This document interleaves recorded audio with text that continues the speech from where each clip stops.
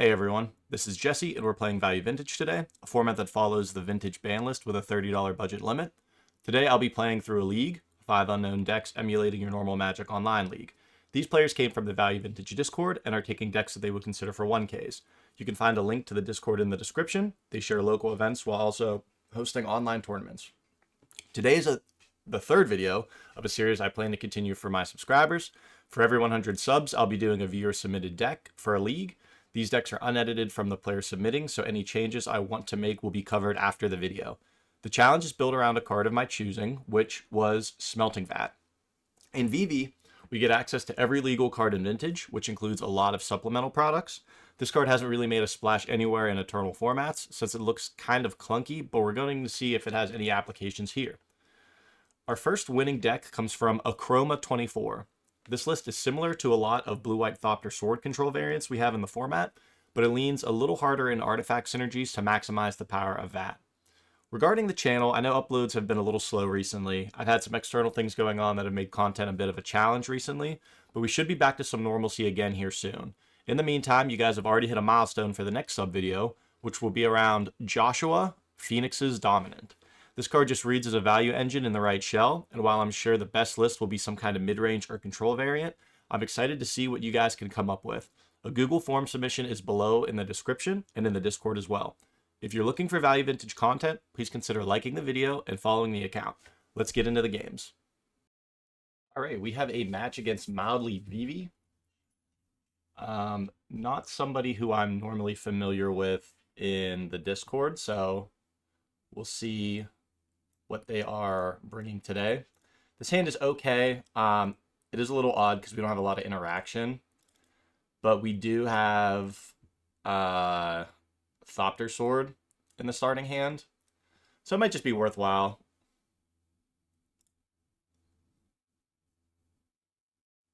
Looks like they queued up with more time on the clock than the normal traditional 25-25, but if anything, it's going to benefit us because we are Thopter Sword. Oh no, it's not going to benefit us. We're going to die. This is looks like Nadu. So we're going to look to hopefully draw some kind of interaction before we get Nadu'd. That is interaction, but not really what I was thinking.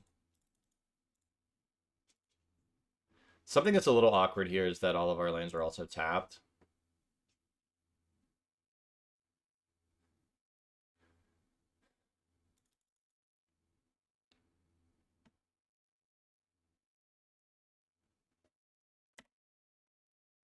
Funny story, one time with the Nomads, I was playing Mono Blue Delver, and they attacked with some things into my Delver with the Nomads, and I wasn't thinking, so I went to trade with it, and it, like, redirected damage. And I was like, when? I did not know this was going to be a thing. Alright, so we are just going to leave this up, and then hopefully we won't F6 if they play Nadu next turn, just because we want to try to represent swords. Maybe it makes them play like a little bit off, a little bit slower. Because we could even balance this next turn. Yep. So the goal is for us to not basically die here.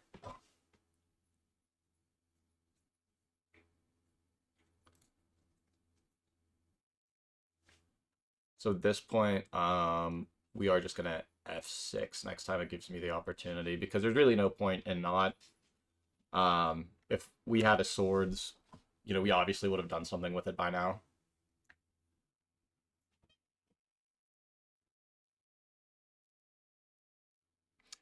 The kind of nice part here too is, like, they're gonna get all these triggers with Nadu, but if we can just balance next turn, no matter what they play, we'll be able to clean up a lot of their lands, all their creatures. Probably won't get any cards out of their hand, but we just need like a reset, which balance lets us do. We'll be able to just go pay 2, balance, discard a, probably just these swords, honestly, and then do the Deserted Beach.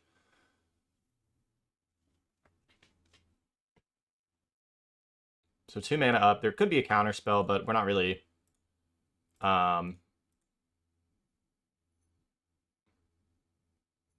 What is that card? Oh, okay. So we're going to go for the balance here. There could be a counter spell. If there's a counter spell, it's just not good for us. Please no. Please don't. Oh, okay. So that's pretty bad. We are still going to play it out, but obviously we are a little behind. Once again, we will F6 just to, we're not really bluffing anything at this point.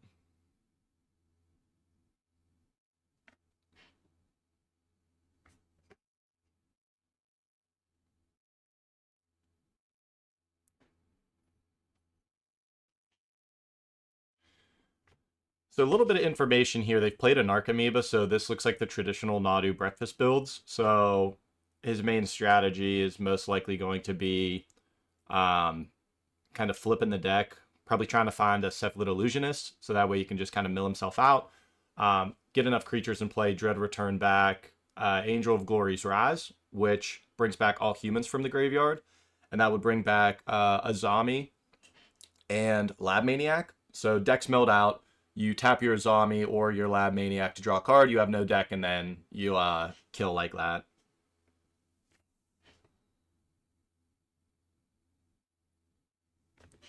Alright, so they have the Illusionist. And we're like clearly dead here. This is mainly just for kind of showing what the deck does. Kind of help our opponent out, get them some reps.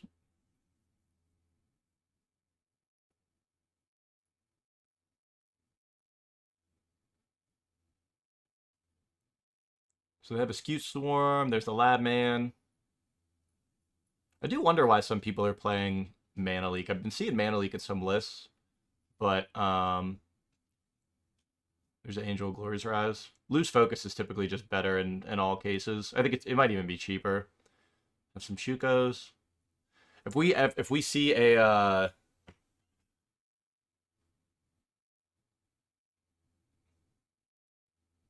many cards left in the deck?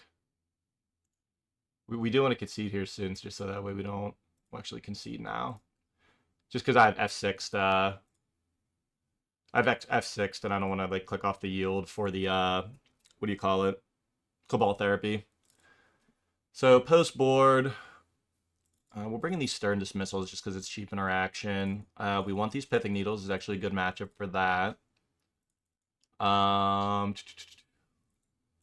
Bringing the Soul Guide Lantern too. We brought in a lot of cards. I don't think this is going to be a Sphinx matchup.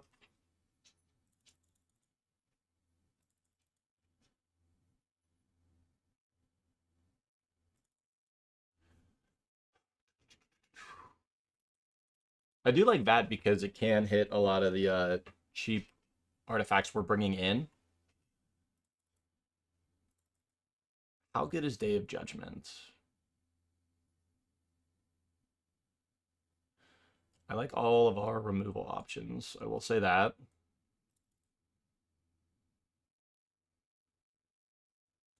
I'll probably take out these relics. Bringing in enough fodder. I take out like one of each of these. We need 3 cards. Is there any sideboard cards that aren't that good? I like all the needle effects because we can name one on Nomads and then another one on Shuko, so multiples aren't really that bad. Maybe Stern Dismissal isn't that good. Well, I mean, it's 1 mana to like bounce a Nadu or a Nomads.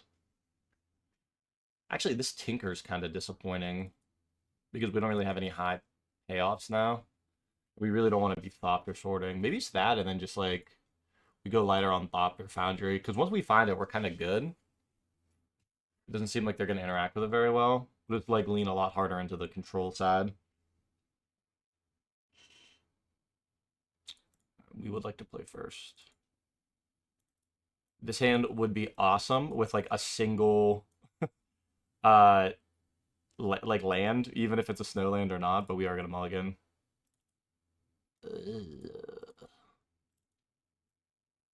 Man, I don't think we can keep this either.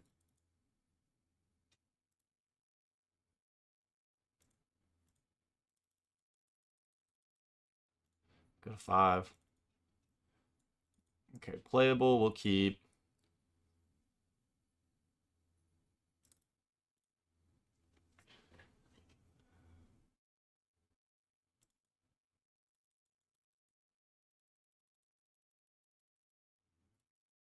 I'm gonna put the Foundry on the bottom, just because we have a lot of interaction early on.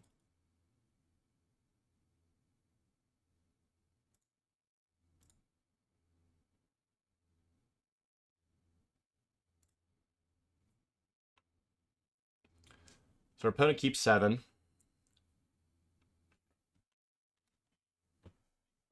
Yep, that's good for us. The more time we get to not have to worry about their combo is better for us.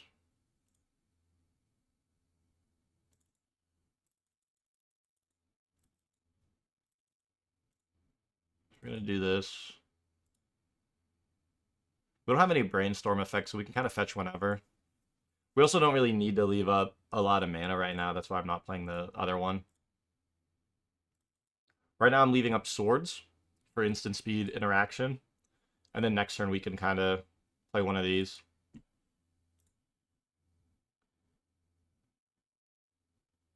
This should find Prairie Stream, right? Yeah.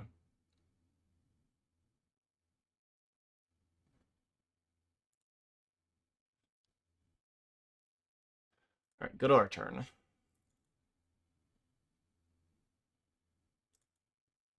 And we're flooding out, man.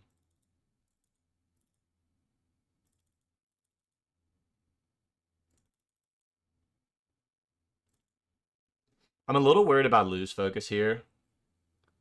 So I think we're just going to pass. We still have swords up. Is this Lat? Yeah, Lat name's Legacy.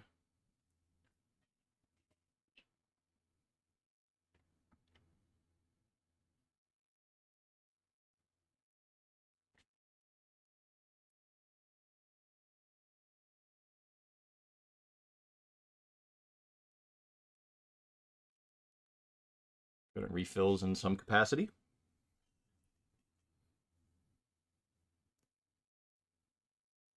I'm not sure how I feel about the floodplain cards. I'm a big landscape fan.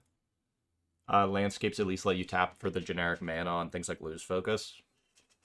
I do play a lot of energy field control, and it does come up a lot. Doesn't really matter here with our hand because it's not like we're holding up too much, but instead of this being potential 3 mana, you know, we're just kind of stuck on the 2. And let's go to our turn. We still have 2 mana. We do have a lose focus now.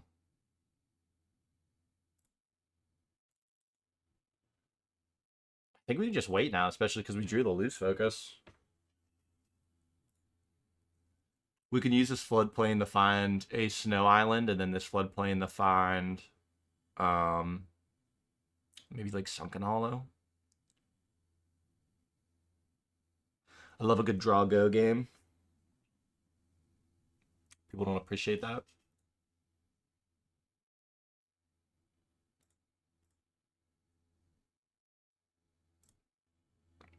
We're doing this to turn on the rest of our floodplains for finding these duels. Thopter Foundry's okay. We don't really need to pull the trigger on it.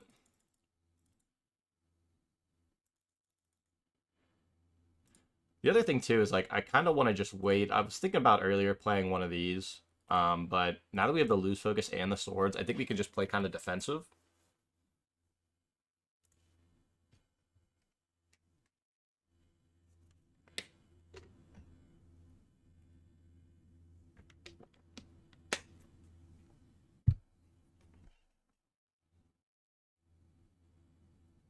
Okay, we have a Nadu here. There's probably a Spell Pierce.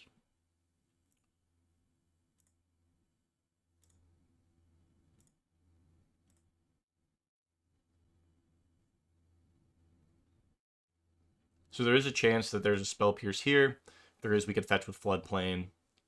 Not going to fight over it. That's fine.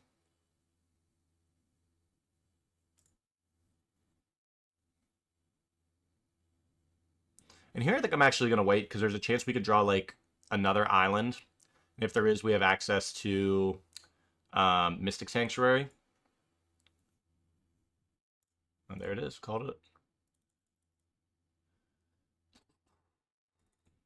So here, I think we are going to do the Soul Guide Lantern.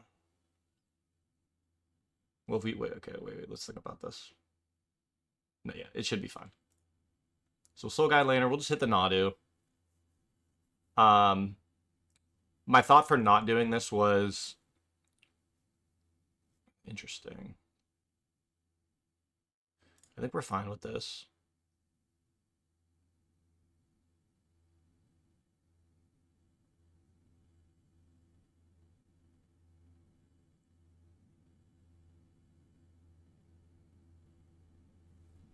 Actually, here's what we're going to do. So we're going to pay the 2 for this.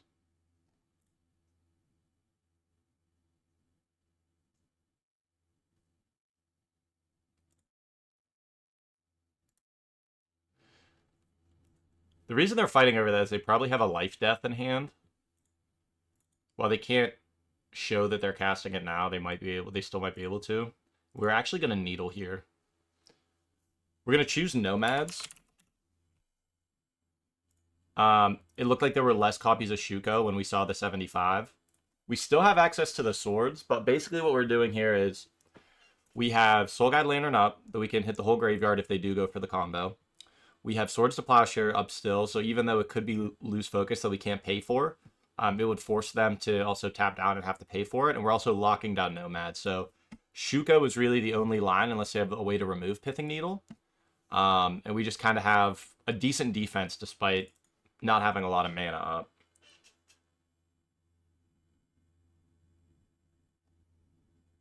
Okay, scoot. Give me the scoot. Give me the scoot. Okay, no response there.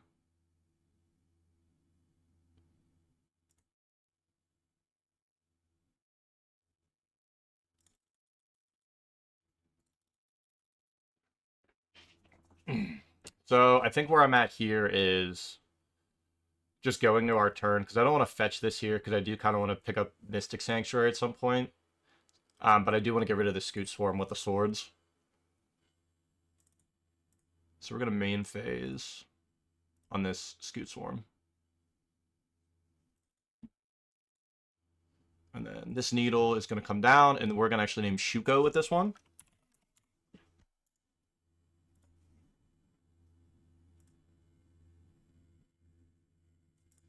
So now we've represented both of the combo enablers for Nadu. Our opponent is on a 20-turn clock with us with this Nomads.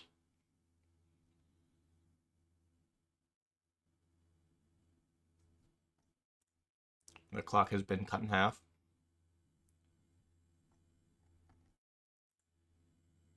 I think the real question is, I think we still want to lose focus.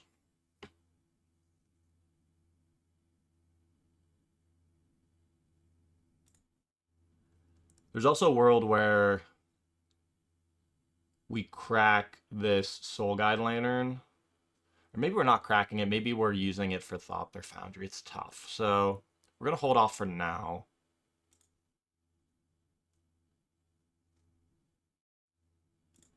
So we're going to use this Floodplain.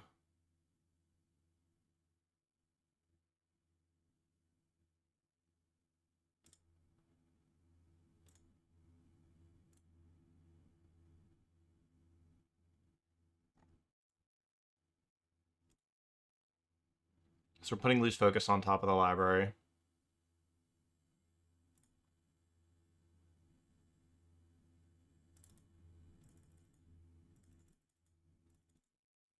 I think we can get the Foundry in play now. Because we'll still have... Yeah, we'll still have like 4 instances of 4 mana worth of instances to lose focus. So there's nothing really too threatening, in my opinion, that we can't try to lose focus fight over. And once again, we still have the Soul Guide Lantern if you go for the combo. We did hit the Scoot Swarm.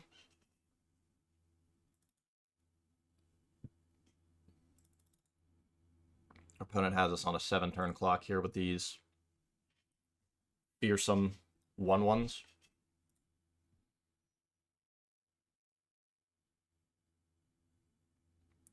We do have a lot of time. We don't necessarily need to crack the Soul Guide Lantern yet.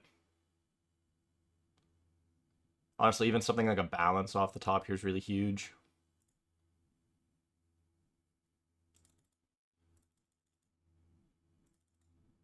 I don't think we need to play that yet. I know that sounds crazy, but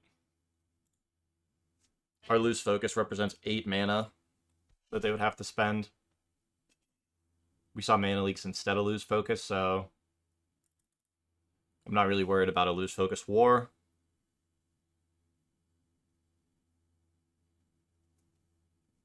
There's a point, too, that we can convert some of these to trade. If we really want to. The second ability is prevent all combat damage that would be dealt to and dealt by this creature by target creature you control this turn. So it fogs something. I don't know that we really care about Illusionist just because I don't think we really care.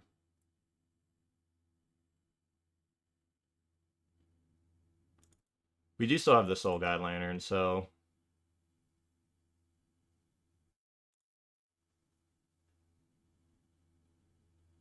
I think we mainly want to just protect our things locking him out of the game. And if we really need to, we can start converting some of these pieces into 1/1s. But I really would just want to try to wait to see if we find Sword.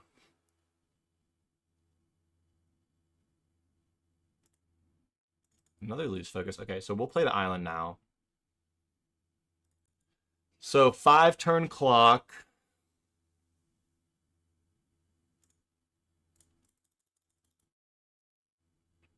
I think this next turn. So this next turn we'll take 4, go to 9. If we sack a Thopter, we go to 10, which adds a whole nother turn if we trade with something. Because it would be instances of 3, and we'd be at 10 life.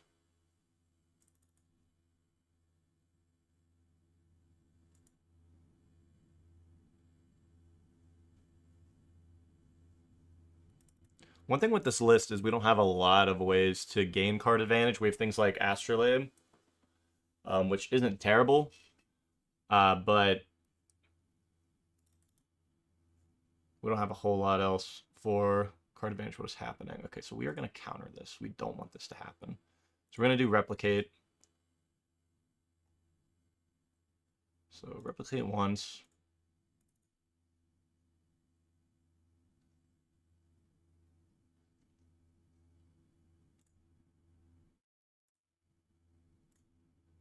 So we're doing this just because they could have Spell Pierce.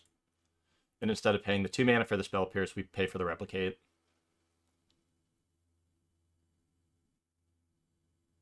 Okay, we don't really care too much about that because we have Shuko Lockdown.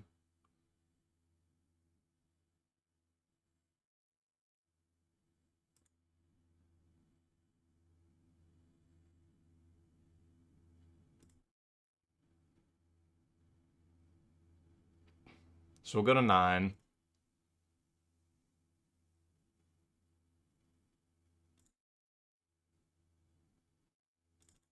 Okay, I am a fan of that. So I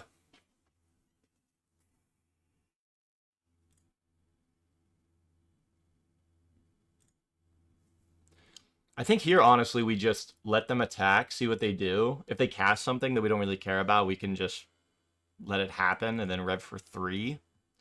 3's almost a full turn here. What is this? Life Death?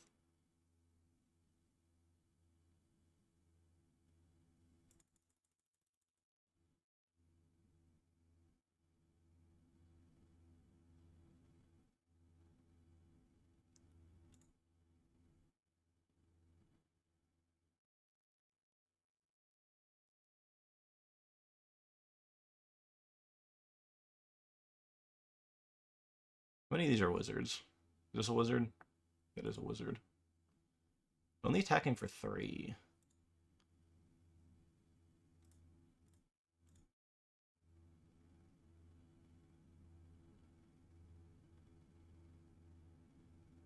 Alright, so we're going to tap out for this.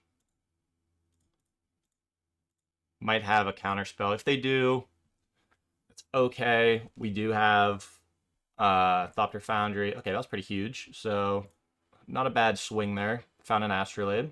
Found a Smelting Vat. Okay, alright. The odd part here is we don't have, like, any artifacts to... Okay, we found another Foundry.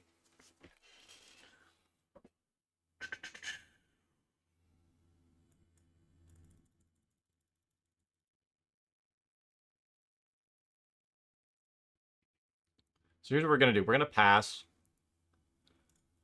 We can leave up Blue's Focus and Swords, but we could also eat the Astrolabe to make a Thopter and block something.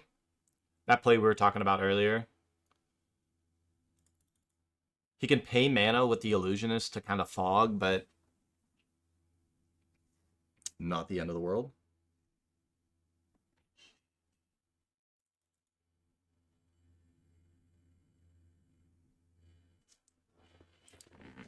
Oh, my foot's falling asleep. I'm not going to be able to focus now.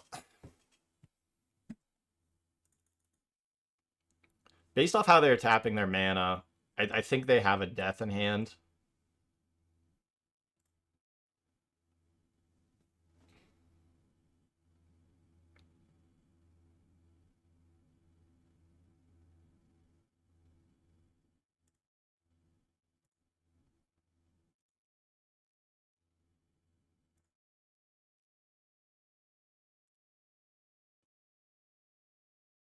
The one thing that I didn't mention with this deck is that it can be so many clicks, and I'm so bad at decks that have a lot of clicking on Moto. It's one of the main reasons I haven't played Wilderness Wreck yet for you guys, even though Bug Wreck is one of my favorite decks in paper. It's like me having to like tap all these lands and like untap and do all that.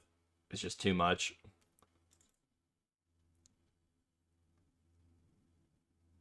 Alright, so now we're gonna see the Illusionist do its thing. The one nice thing though is because since he's doing this, we need to try to get permanence in play because he's gonna fog here. We get to keep the Thopter though. How much do we care about it? I don't even think we care that much about Illusionist. Because we could Swords it, but I think we should just wait for more impactful things. Ooh, Stern Dismissal kind of hot though. So here's what we're gonna do. We're gonna play the Thopter Foundry.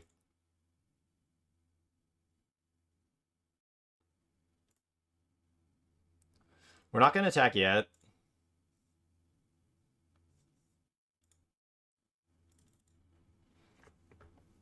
We're actually gonna sack one of these Thopter Foundries to itself.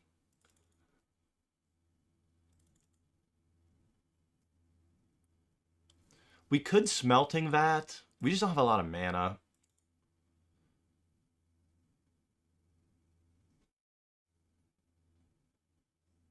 So this could be a life. So 2, 4, 6, 7. 6, 7. Alright, so they have 2, 4, 6, 7. 6, 7. So we need replicate.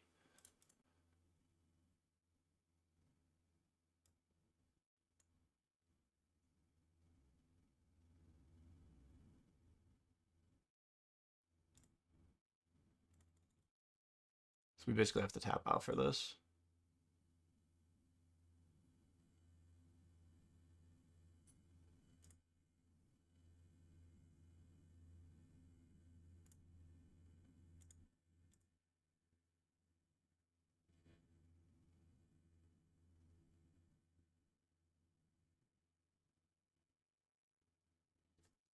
I think if he has a Spell Pierce, we're dead. Well, no, we wouldn't be dead because then he would be tapped down. Because you'd have to pay for all these instances plus the Spell Pierce. Yeah, so we're fine.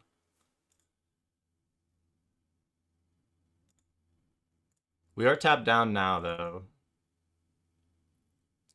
Don't do it, buddy. That's fine. Be a friend.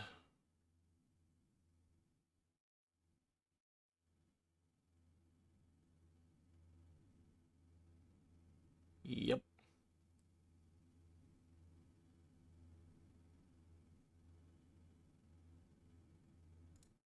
The nice thing is we can Swords the Nadu. He will get a trigger off it, but not the end of the world. This attack is a little suspect.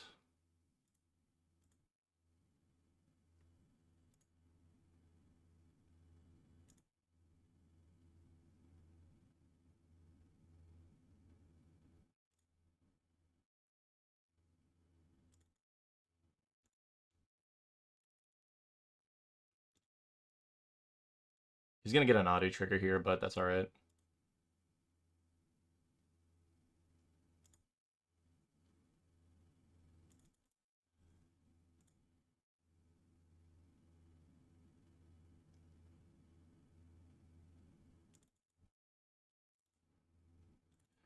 Let's actually get the Smelting Vat in play.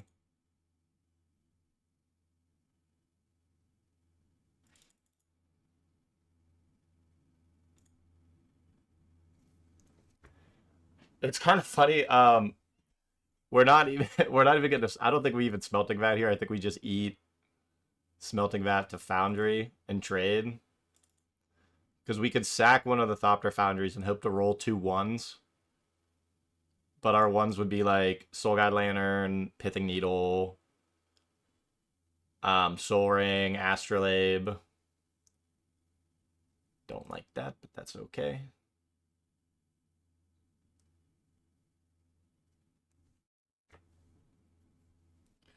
We are getting to the point where this this Soul Guide Lantern we will probably have to sack just to draw a card. We could make it a Thopter though. The problem is like we're starting to run out of artifacts that we can eat.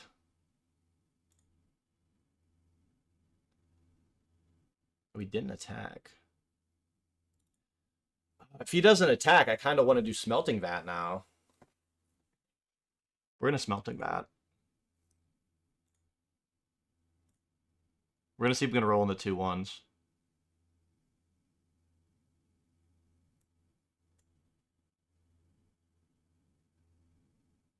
Maybe just find this Astrolabe. Oh, wait. Put up to 2 non-creature artifact cards with total mana value less than or equal to sacrifice. Okay, so we can find the Sword of the Meek. Okay. Tight.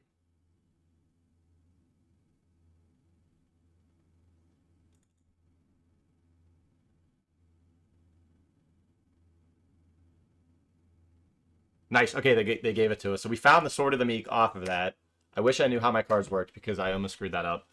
I kind of liked what we did. I kind of like what we had going. It did kind of suck that we didn't find like this early, but we did kind of stabilize forever. So I think we're just going to run it back with the same list.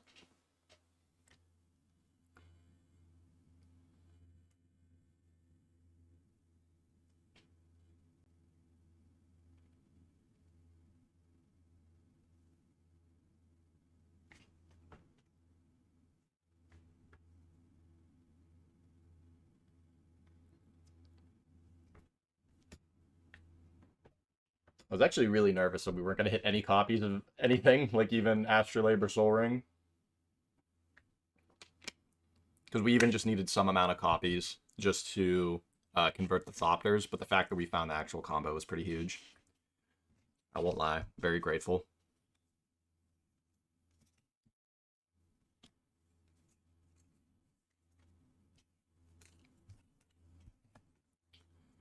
We also kind of showed a lot more in that game than the first one. The first one we kind of just showed like a blue-white control deck.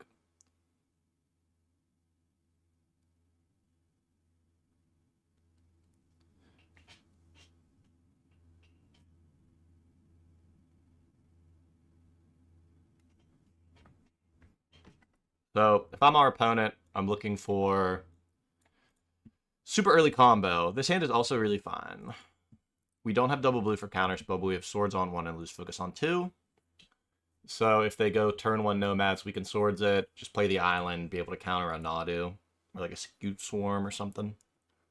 Illusionist, perhaps. We'll keep.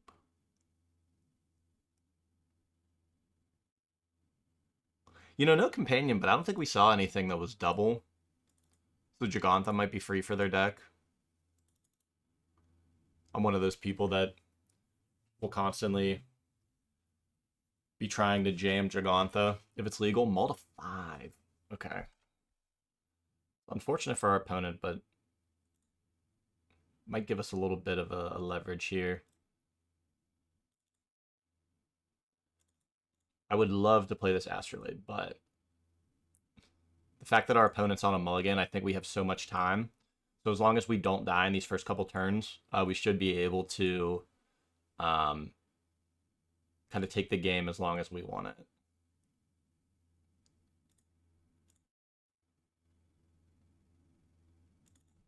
Right, a land off the top is huge because now what this does is it gives us lose focus this turn.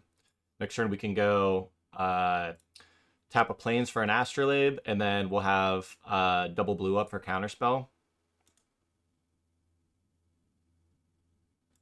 You know, we really profit from getting the late game with this deck, as opposed to our opponent. So here we'll go for this Astrolabe.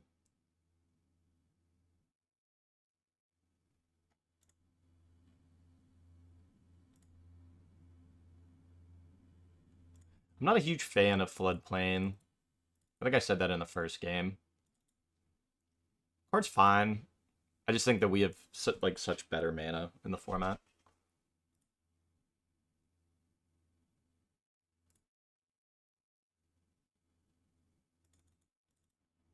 Okay, we'll Deserted Beach here.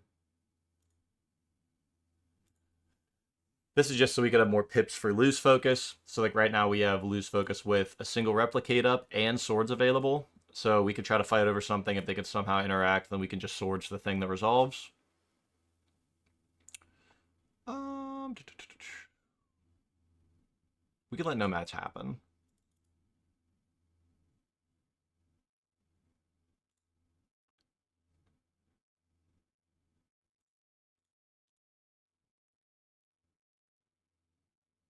The nice part is too, now that we're starting to hit our land drops, we can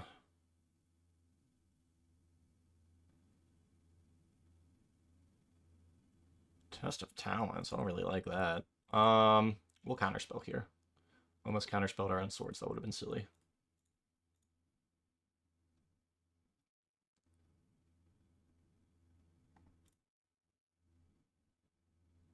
Using our cards early, though, we have Sphinx's Rev to kind of recoup a lot of card advantage, so this will go Astrolabe.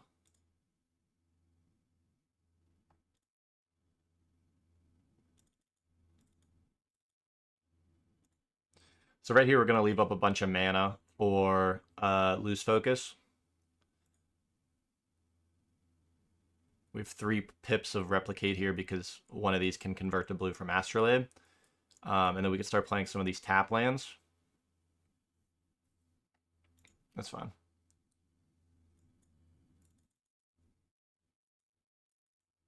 God, can we get the dream of Sphinx's Rev, draw a bunch of cards, Floodplain, Mystic Sanctuary, put Sphinx's Rev back on top of my deck? Ugh. I'm getting sick over here. The sickest lines ever. Double Floodplain's okay. So we're gonna go Floodplain.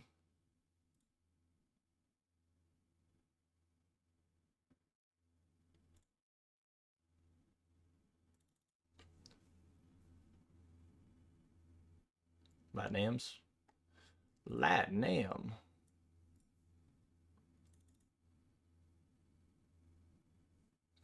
It is kind of awkward because we are kind of we're really banking on this loose focus to kind of protect us. We're fortunately kind of ahead on land drops, so they don't have as much that they can do each turn, but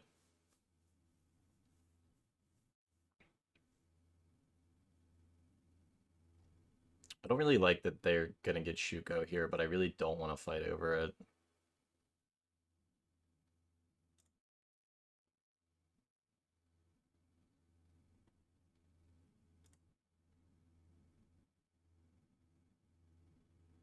I don't want to rev here either. Okay, so we could Sunken Hollow here. Let's go Sunken Hollow.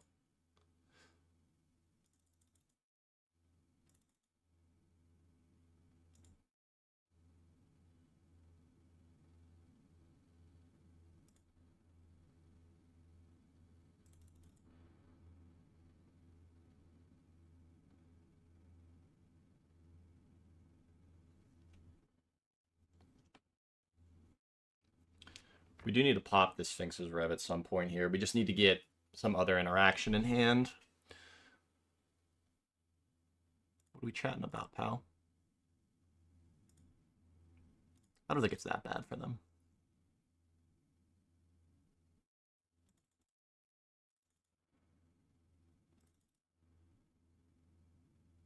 I don't really want a floodplain here yet either.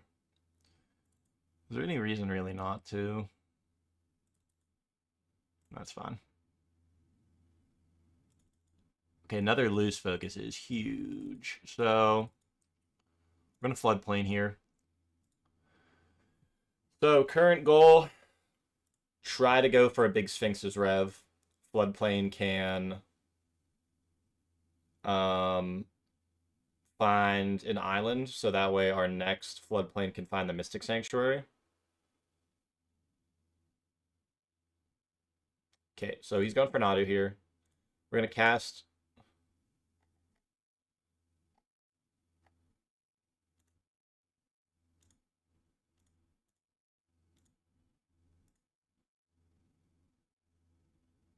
So replicate here means that we can beat out on a Spell Pierce.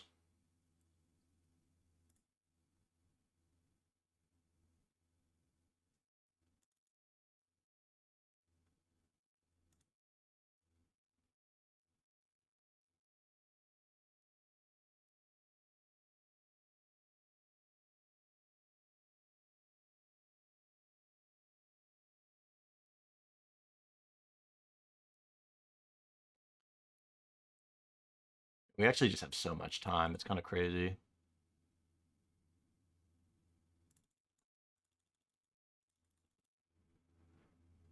All right, do we go for it now? They could have Spell Pierce. We could rev for... I don't think we go for it, because if we go for it, then they still have 4 cards in hand. With a Spell Pierce, we can't interact super well with it.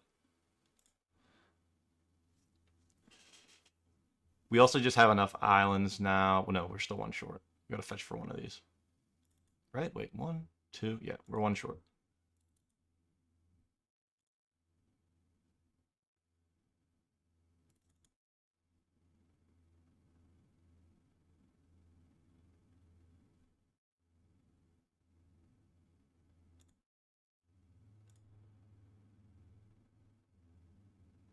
So we're gonna go for it now. We're gonna leave up... So it's 2, 4, 8. So we can do...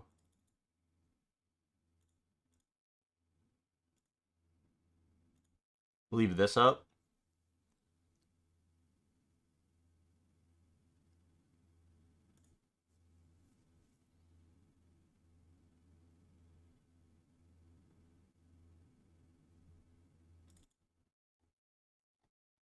So now what we can do is we can go...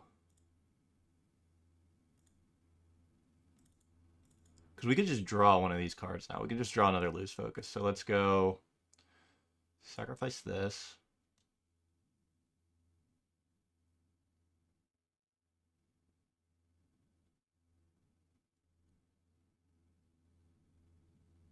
If you had another counterspell there to try to get it on the stack, if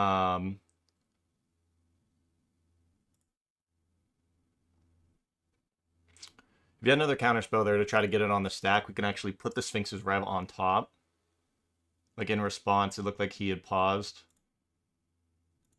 So if he goes, okay, while you're fetching on the stack. So yield. Since this is on end step, we can just pay the mana. F6, so we drew another lose focus, so go to our turn.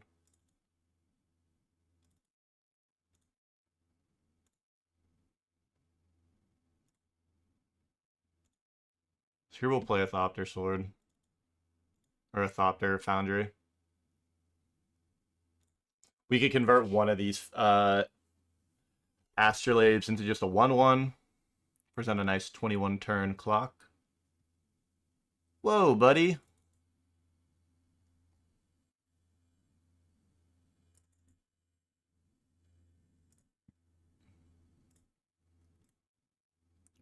Honestly, I think I'm just converting all of these because we have triple colors for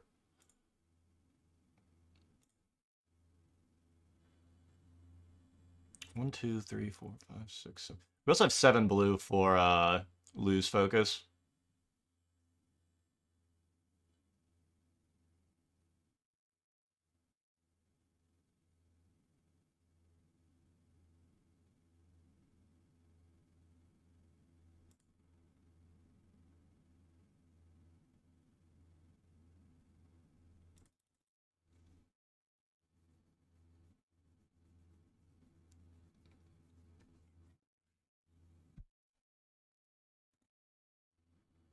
I think we end up winning on time. We had the time, the traditional time clock, because I think it was 40 minutes to start.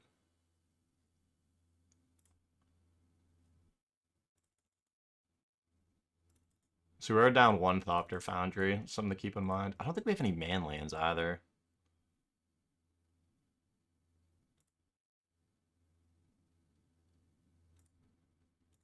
I don't remember how to, view sideboard. Oh, that's not what I want to do.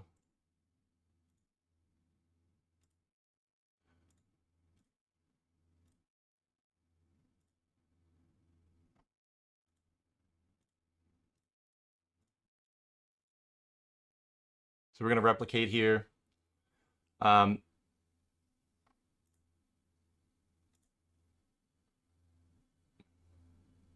I said, it's still less mana. All right, so they're just going to give us the match. So GG's to Vivi. It did seem kind of rough post board there, but we had a ton to bring in there and just kind of swapped to a hard control roll. So GG's to them. All right, we have a match against Clamilton. Clam is a frequent flyer for the channel. Always plays different things too, so I can't really assume what he's on. I don't think he's going to be playing anything super fast, so we'll keep this just because we can cycle the Astrolabe on 1 on the play, and then hopefully kind of chain into something good.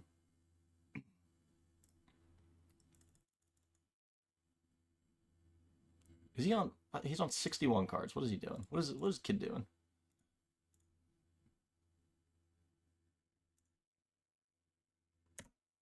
Oh yeah, okay. Well, we got there.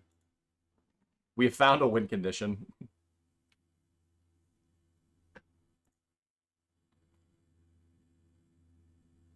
Okay, this doesn't look too good for us. Okay, so actual factual dredge. So not unwinnable, but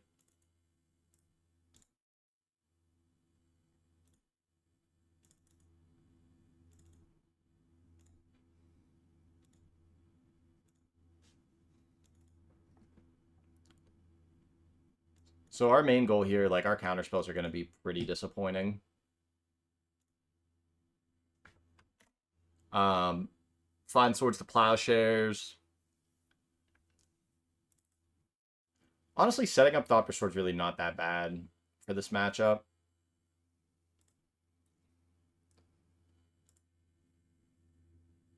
This just looks like blue dredge.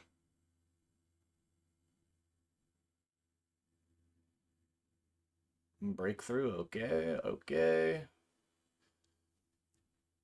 Okay. Claim, slow down. I'm reading your obscure card. Okay, just mill 4 cards. Does that have any other text? Target artifact phases out. This is gonna... I just have a feeling this is gonna happen to us.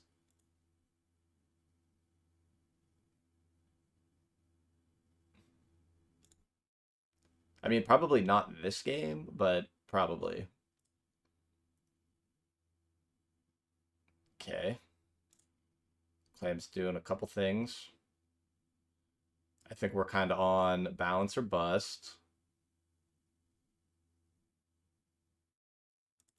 Okay, that was a bust. I think we will just concede here just to preserve information. So we know that he's on Dredge, so I think we'll just bring it. Man, we only got 2 Soul Guide Lanterns. Oh no. Well, that's tough.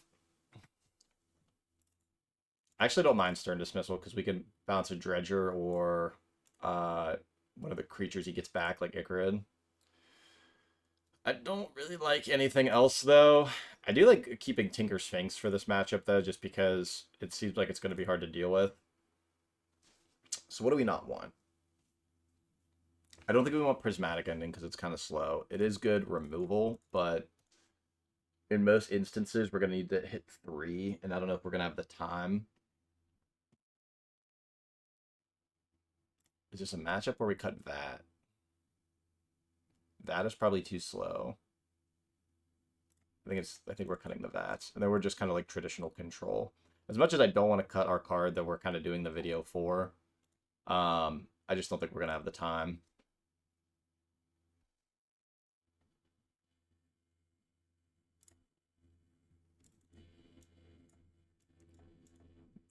Why do I keep drawing you? We are going to keep this. We do have Soul Ring on 1.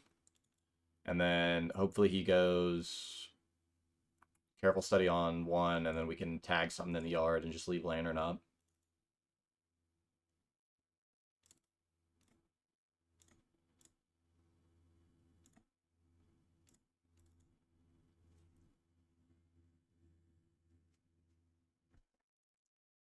A lot of our opponents doing some unfair things today. I'm over here trying to be kind, trying to naturally cast the 8-drop that's in my deck off the Soul Ring. And our opponents are putting in Creeping Chill, Stinkweed Imp, and Otherworldly Gaze. So you tell me who's the bad guy.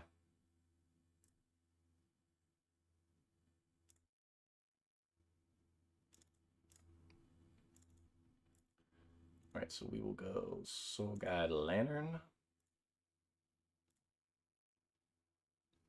We could tap one of these basics and like not hit the floating mana, but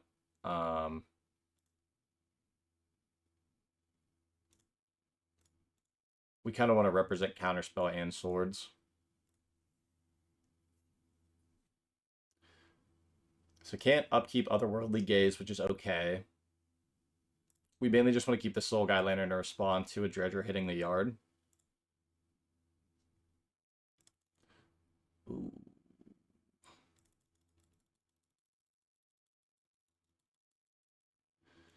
Last Christmas, I gave you my heart. All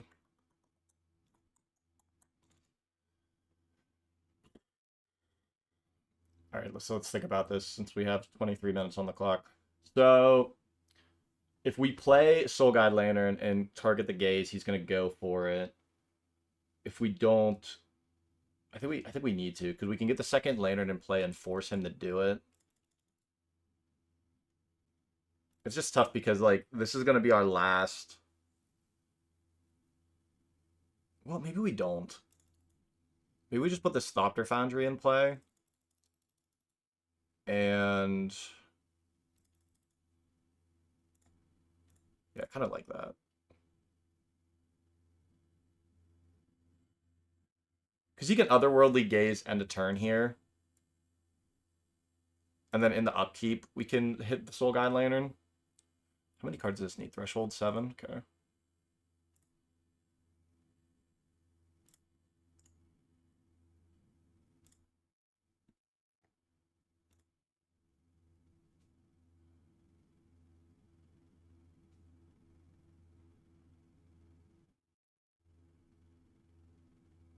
Is there a Dredger in there? Okay, no, but there is an Amalgam, so we want to do this now.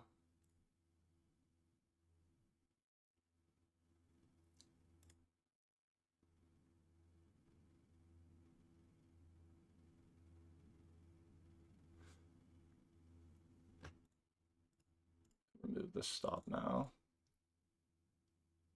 So he does have a window now that... Man, that's tough. I don't know if we were supposed to play the Soul Guide Lantern there. I'm okay with being wrong. If anyone in the comments after, you know, if these next few turns, it looks like we should have played it. But it's just tough because we're kind of forcing him to. He knows we have second Lantern.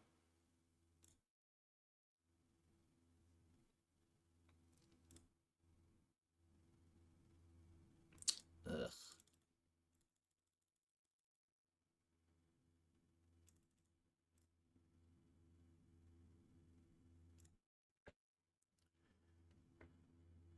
Well, our hand doesn't really do anything. Oh my god. We may just be dead. Holy Toledo.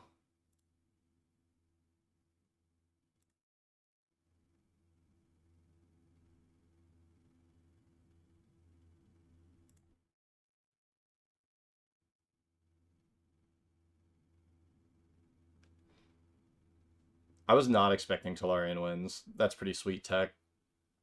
Forgot this card existed. So knowing that his list would have Tolarian wins, 100% we should have played the Soul Guide Lantern there.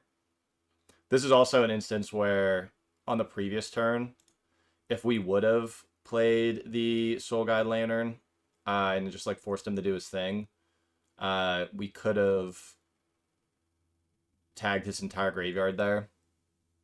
Which this still isn't the end of the world. Like, he's doing the Icarid. He's going to get back a Prized Amalgam. But we could still tag his whole graveyard.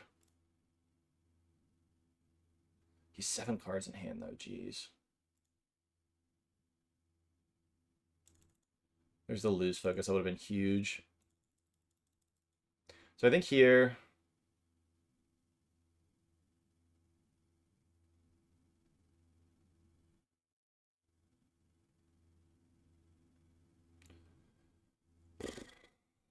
I think we just have to hit his whole yard. Because he has 2 Dredgers and the Icarid. We've got 5 turns facing this Prized Amalgam.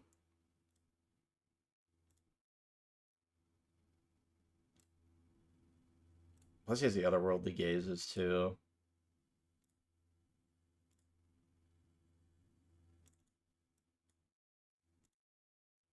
Well... Okay, we're not... I don't think we're casting the Sphinx this game, because we need 8 mana. 1, 2, 3, 4, 5. We could sack the Soul Ring. I don't think we need to sack the Soul Ring yet. We do have lose focus mana up. We're technically 1 ahead.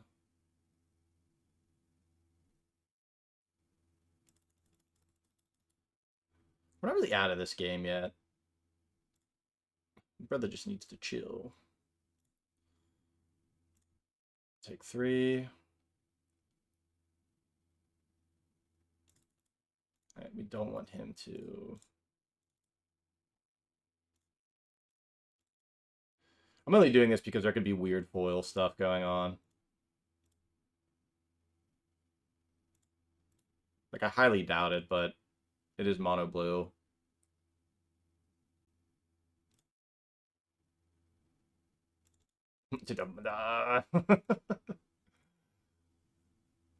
Yikes. We didn't really have anything to kind of prevent this, but this is kind of crazy. If we do draw a white source, though, we do have a big window. Not a big window, but we do have enough resources that we could use 1 Day of Judgment for 1 Prized Amalgam, I think it's safe to say.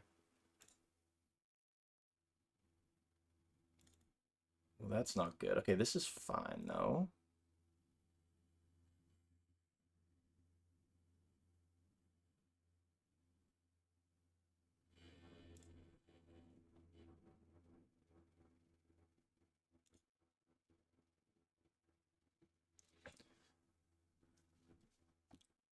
Okay, so we do have sort of the Meek set up with Thopter Foundry.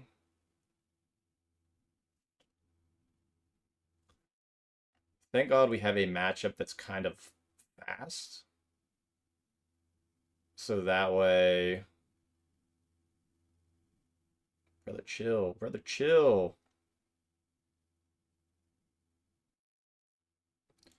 When do I have to do this? I don't think there's anything instant speed. How many has he gone through Creeping Chills? 1, 2, 3. This is the 4th. So there shouldn't be any other burn. So we just have to stabilize on board.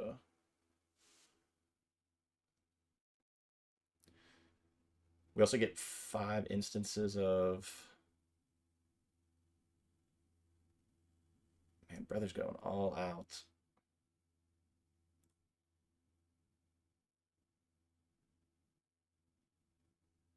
He is going to get a ton back, though, which is kind of unfortunate. I think we could trade with his Amalgam, though. We might be okay. He's got 6 cards in library, too. We might be okay. He's going to get a bunch back, but we have access to 5 Thopters next turn. Yep. I've also only seen Pithing Needle.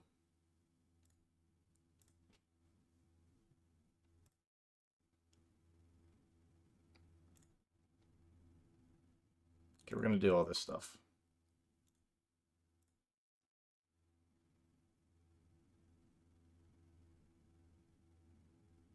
Click City. What are you doing? Do you have instant speed interaction? No? Oh my god, brother, don't do that.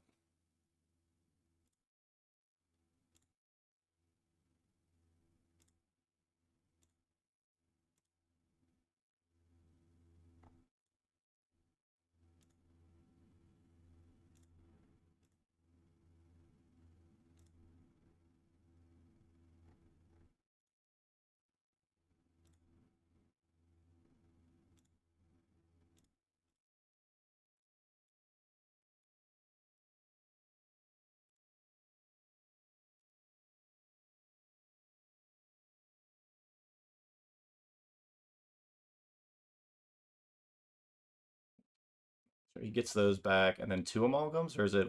I think it's just 1 Amalgam and 2 triggers.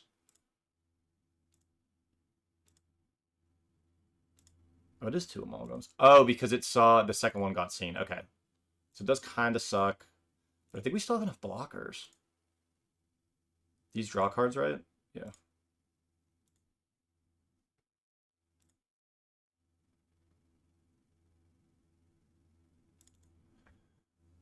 Okay, kind of funny.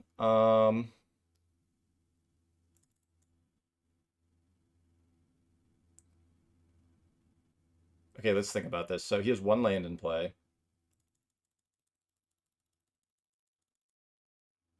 I think we balance here.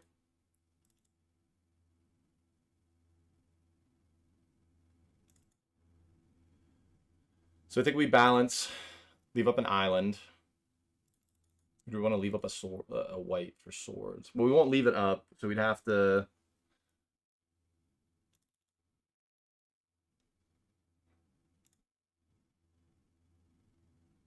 No, wait, we don't want to do this.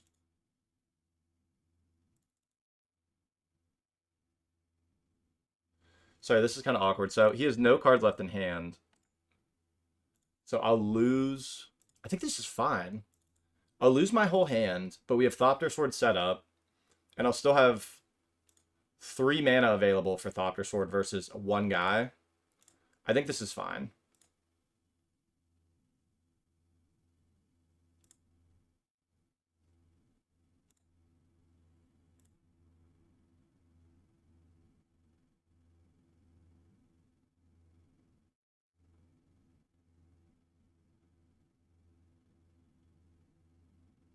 Okay, yeah, we got there. So, huh.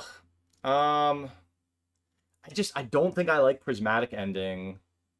But is there anything better? I think Day of Judgment, even though we didn't have the double white, is still good. Maybe it's bring in the Prismatic Endings and cut these. Because maybe we don't have enough time to delve. Let's try that.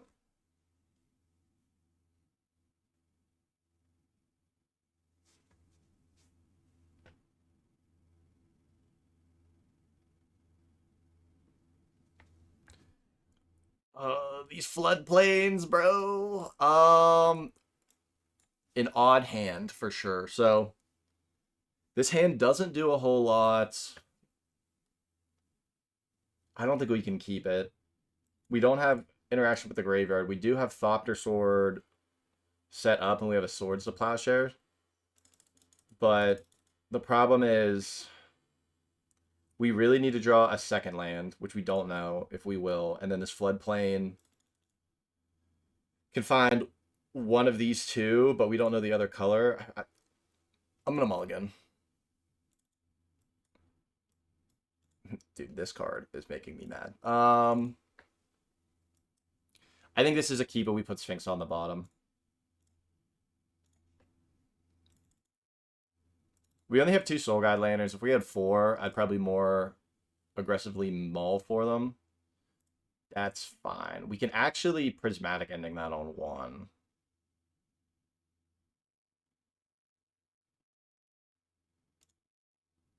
Given that he named Soul Guide Lantern 2...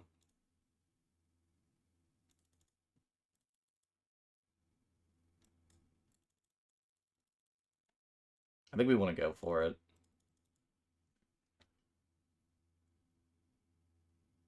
Because the only thing right now that our hand's poised to use with this Prismatic Ending, because this game's probably going to go fast still, is for 2, which would be Narcomoeba, and that's it. Because we need this to find... Well, we could find Sunken Hollow. No, wait, no, I still can't because we're missing one. Yeah, we're just going to do this now.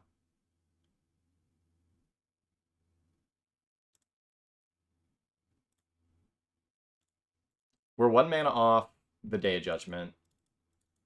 We get Swords next turn and then set up Lose Focus. He could still have a couple big turns here with Careful Study and all that, but... Okay, that's not the end of the world. An untapped blue would be huge here. Okay, that's pretty good, though. So let's do this. Let's go Floodplain tapped. Soul Guide Lantern.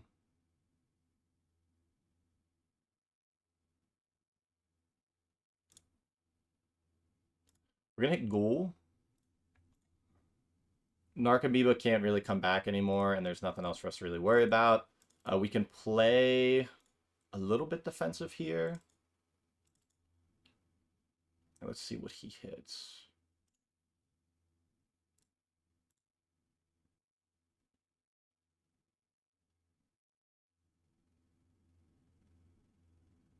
We actually might want to do this now.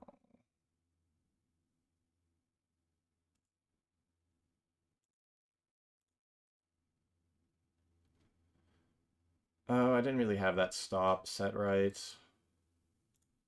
I mean, that's okay, though, actually, because he could do it now to Surveil, but...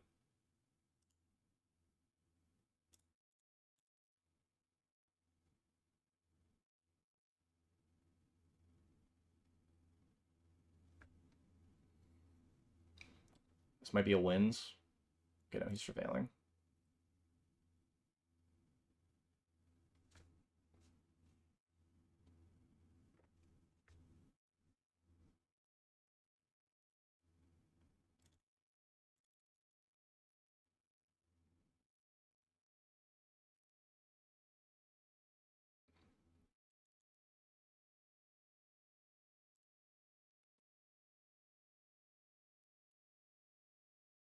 Only one thing in the yard, so...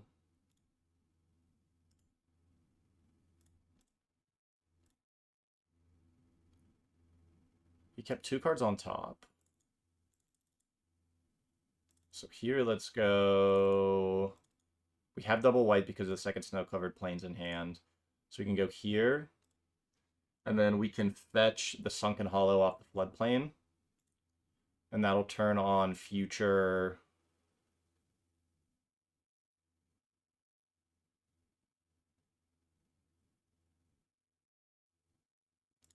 I don't think we want him to do that.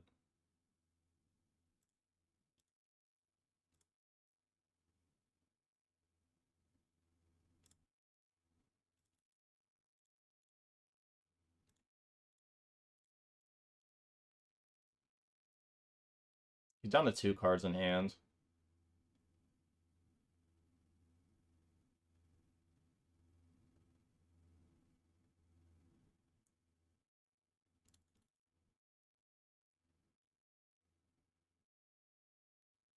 3 mana. Breakthrough for 2? Yep.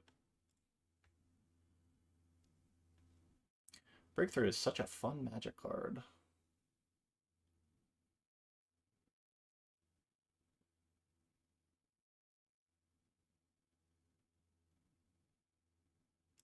Can't do anything about that.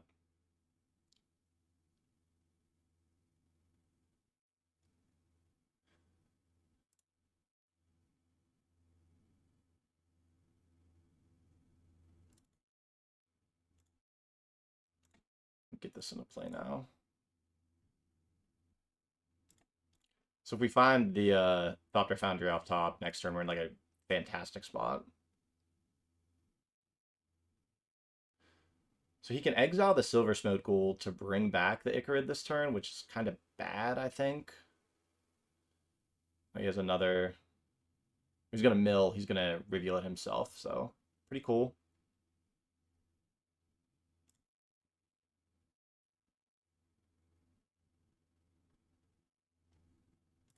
That's fine. We're actually not in that bad of a spot here.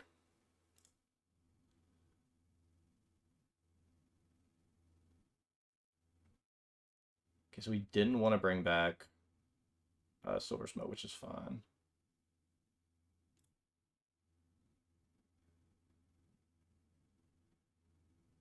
He's going to get to bring them back. That's right.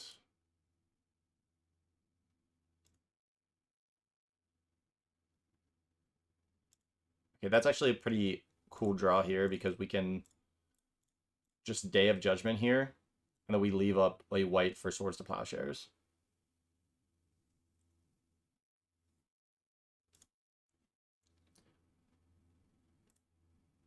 We are just looking for Thopter Foundry here, which we do have. He's probably going to call his aim here.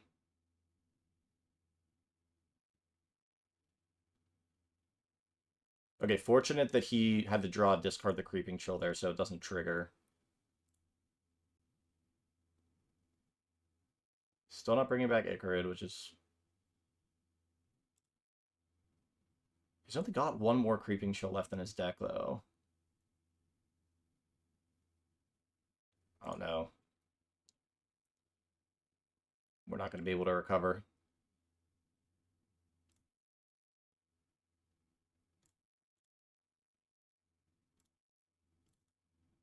All right.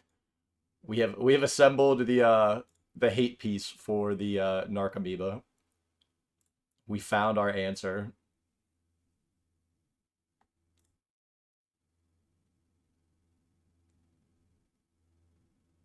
We only have to fade one more Creeping Chill. 2 mana is just a wins. Another breakthrough for 2.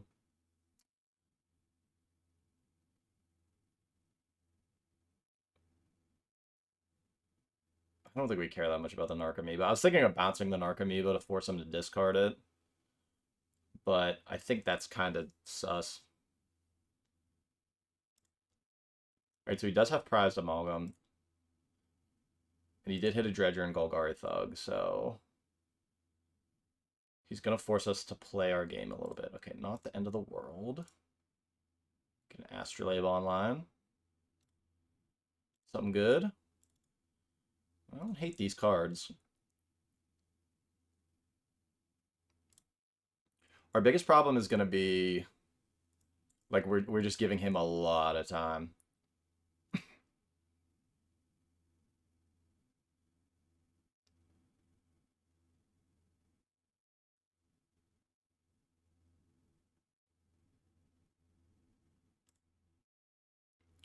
So we probably see the Icarid here.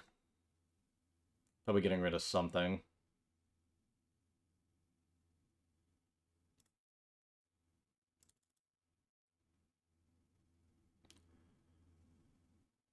So we should Swords the Icarid here just because it's recursive. We don't really want to put it back in his hand because he'll be able to pick it up at some point.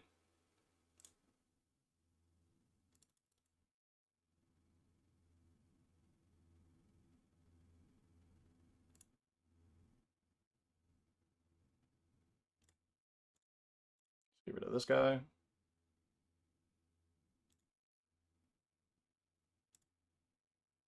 He's gonna get back a lot of amalgams though, which is kind of crazy.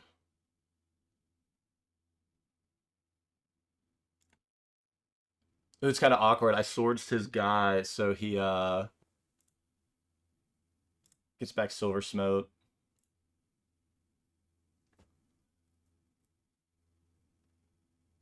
So he's getting back 2 amalgams next turn.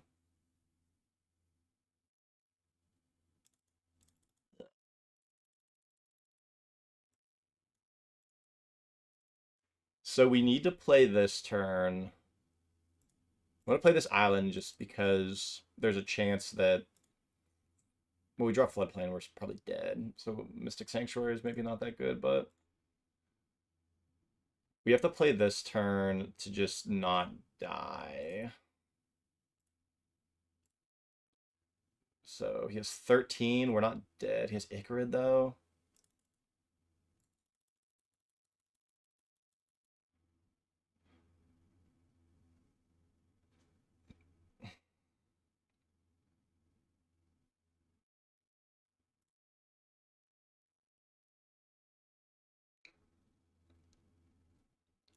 We still stabilize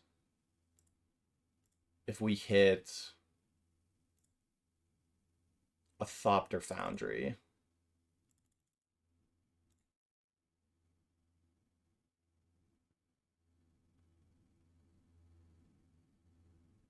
Another prized amalgam.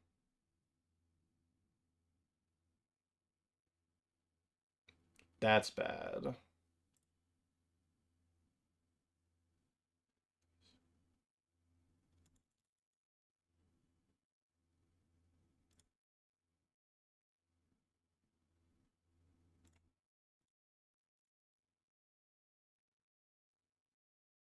All right, is there anything here that we don't... We need to bounce something. I think Silver Smote's the best to bounce. Because he has no more Icarids in the yard.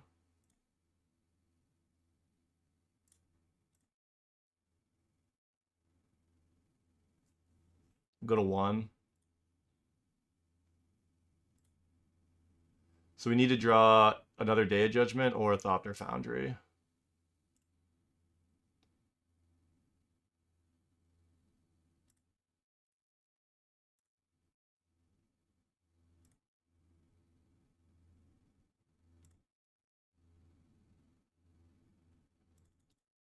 Okay, that is not it. So we are going to concede. So, pretty sweet showing a blue Dredge from Clam. We weren't going to get out of that anytime soon. So definitely needed to draw a sweeper or the Foundry there. But he had a pretty resilient chain of events there that really kept him into the game. GG's to him. All right, we have a match against Hadel Heidel. I always forget how to pronounce his name, which is terrible of me. We will keep this. So we have Tinker, Balance, Sword of the Meek. This does allow us to find the Thopter Sword chain.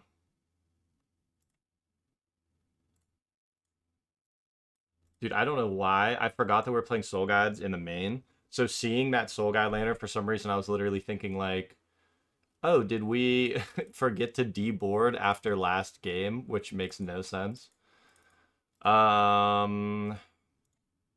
This is bad for us, by the way.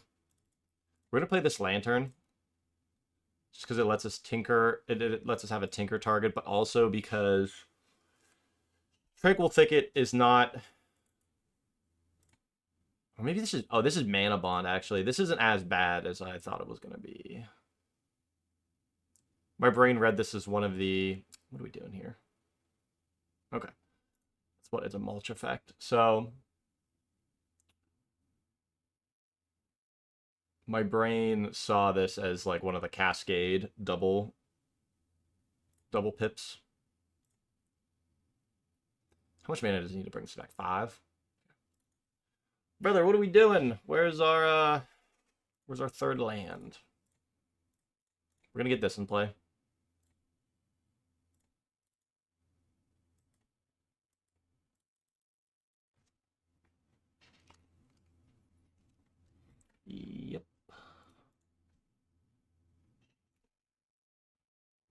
Okay, so he can set up his Manabond now. What he picked up.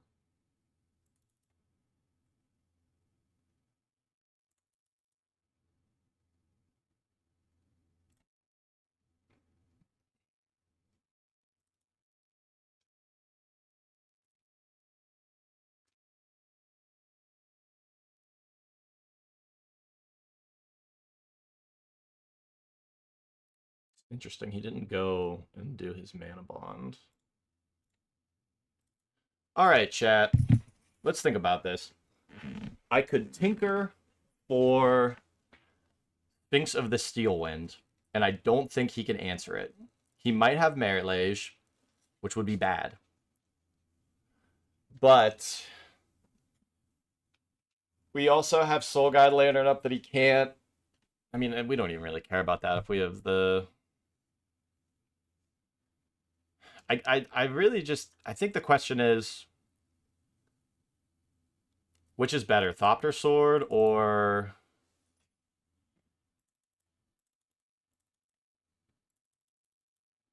I mean, we're doing this. I know we're doing this.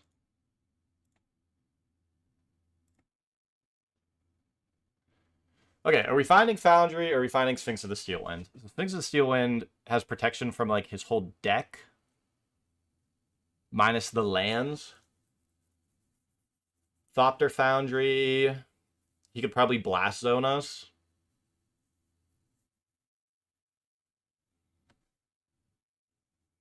I feel like I'm gonna misplay this.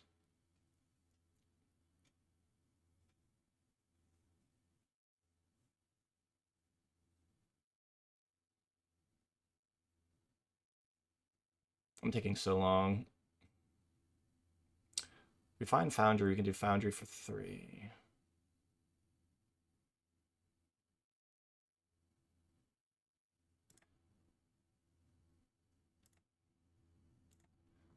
We also can't naturally cast the Sphinx very easily, but if we draw a Foundry, we can just play it.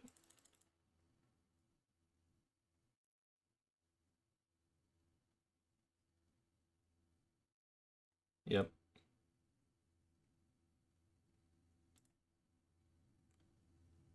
Making me read all of his cards.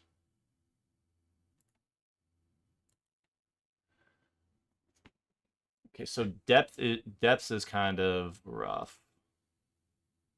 Yep.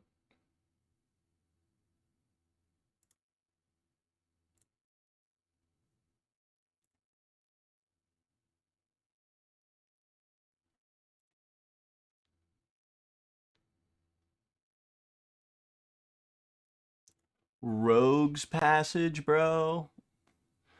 Rogue's Passage.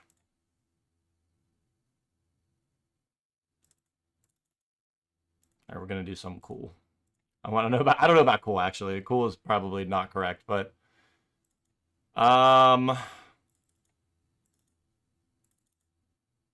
what we're gonna do. We're gonna go to combat.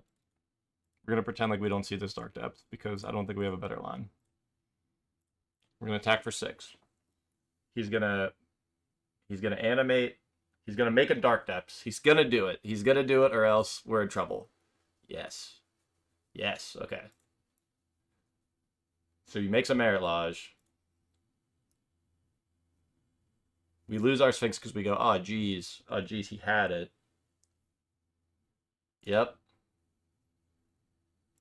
Darn. Oopsie. This is where we put oops in the MTGO chat. Now, kind of sucks, but we're going to balance now.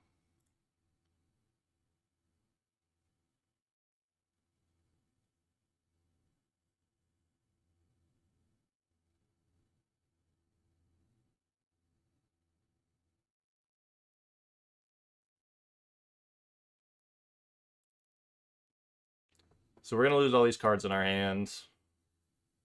He's going to go down to 4 lanes. That's probably what he's thinking of right now on what to keep.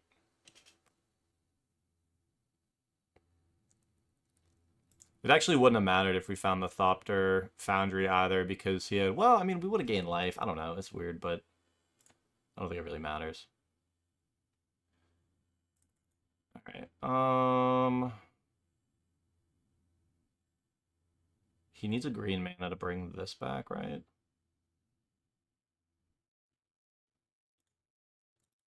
Actually, we probably just do it now. Is this equal to number of lands you control? Ugh.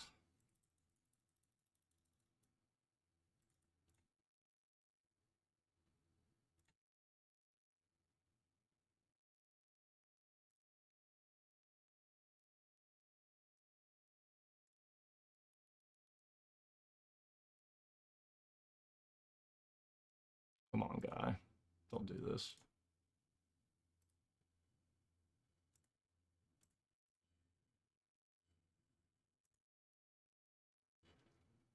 Exile all graveyards. Okay, so Thopter Sword is now also not in a good spot.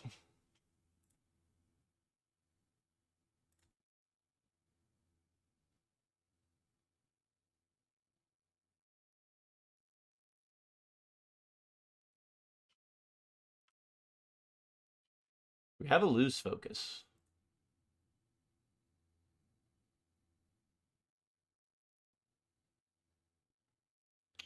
Copying Kishla Village, interesting.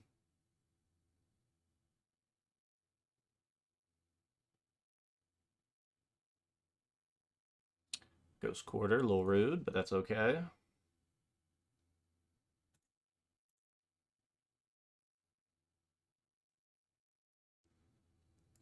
I don't want to use this floodplain yet. Relic is fine.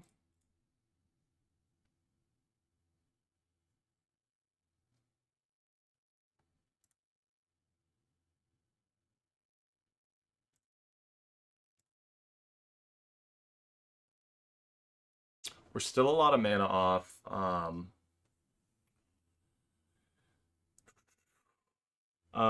What's the card? Mystic Sanctuary.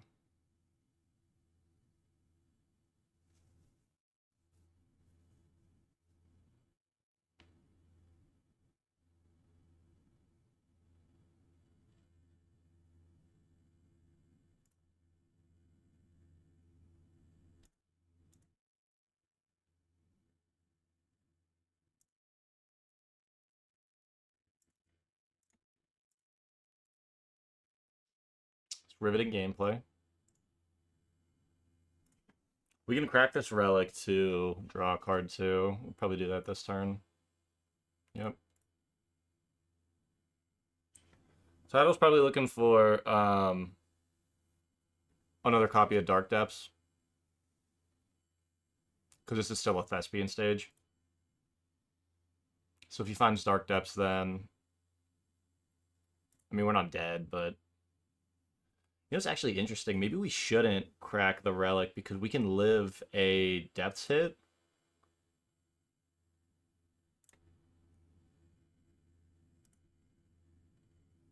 We could force... at some point here...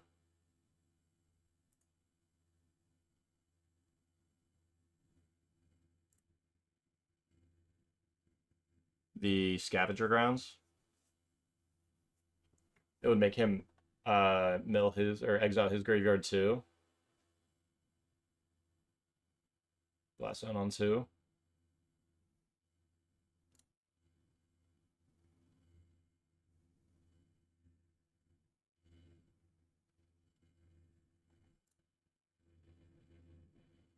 Another blast zone. Dude, my kingdom for Nefalia Drownyard.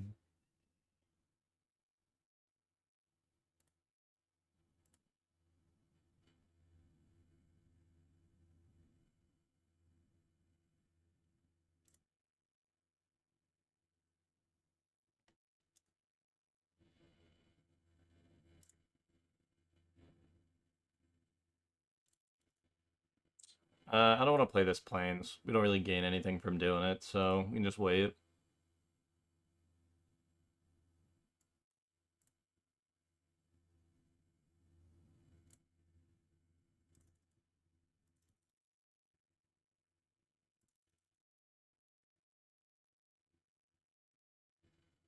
There's probably only a second depth. I can't imagine that there's more than two, budget-wise. Yep.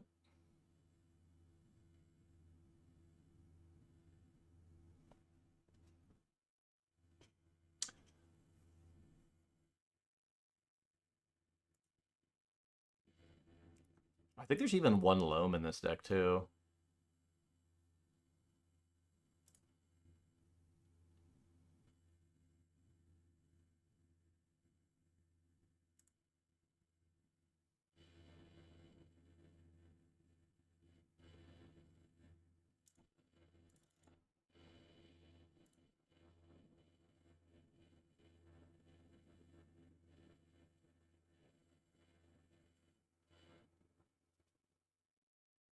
Wonder if he's still thinking about using one of his effects.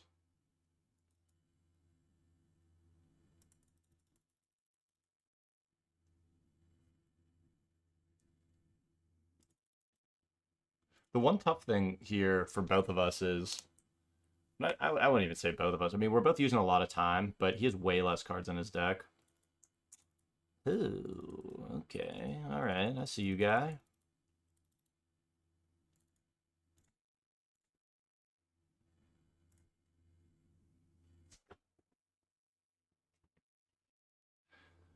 Okay, so got to think about this. I don't think anything matters, and we can just wait.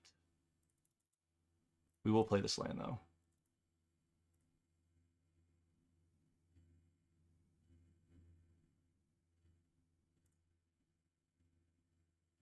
So if he goes to interact here, I think we can...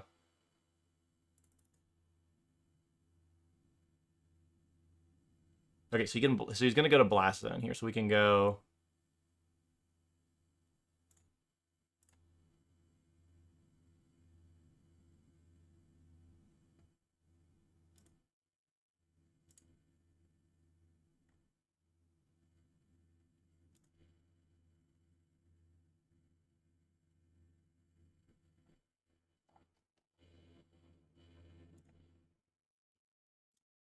Oh shit! No! No! No! No! No! No! No! Oh my god, that's so bad.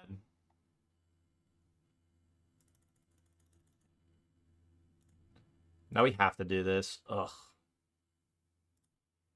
I screwed that up so bad.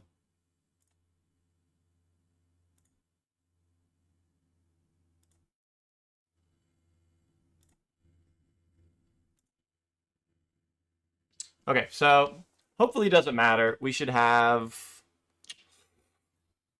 like 5 more Thopters roughly. Ugh. That's tough.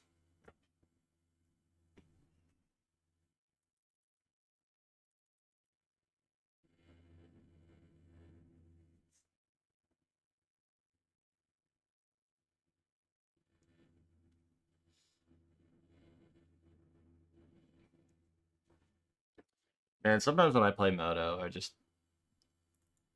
I don't have a single brain cell in my head.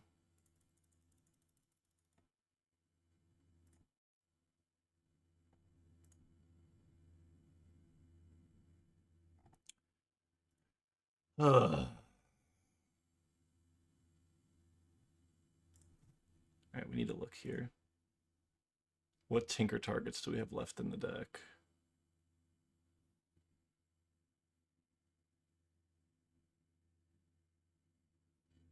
So I think we're finding the second relic here.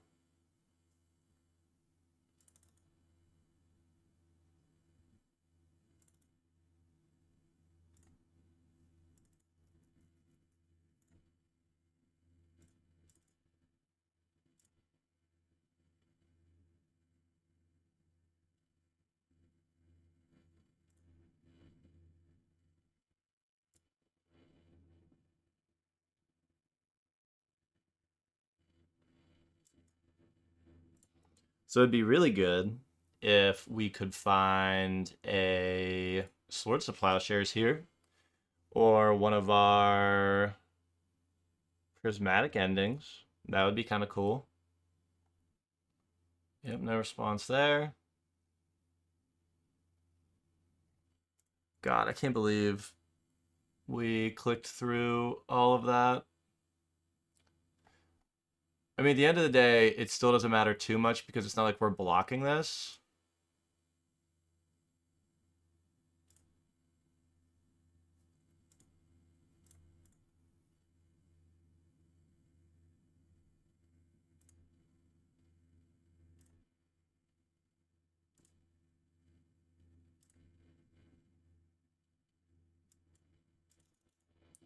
So we'd take 7 there anyway. We would have gained like, we'd be at like 12.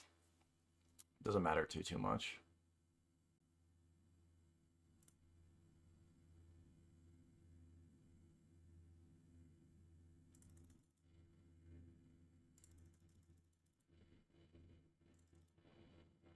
I can't believe we clicked. It's still funny though. I was like, geez. I swear I've used Moto before.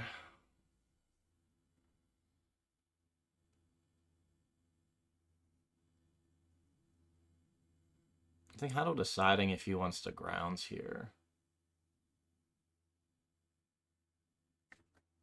Yeah, I mean, we can't do anything about that.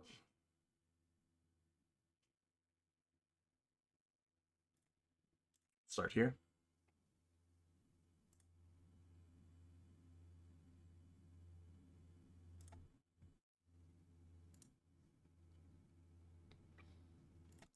We will counter anything he draws.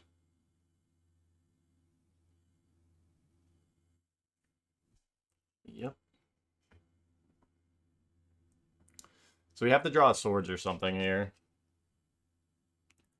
One thing that is fortunate, I don't know if he has any win conditions left. So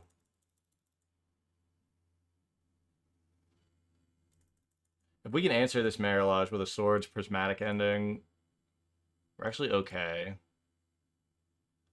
Where's his graveyard? Man, he has another Dark Depths, bro. Relax.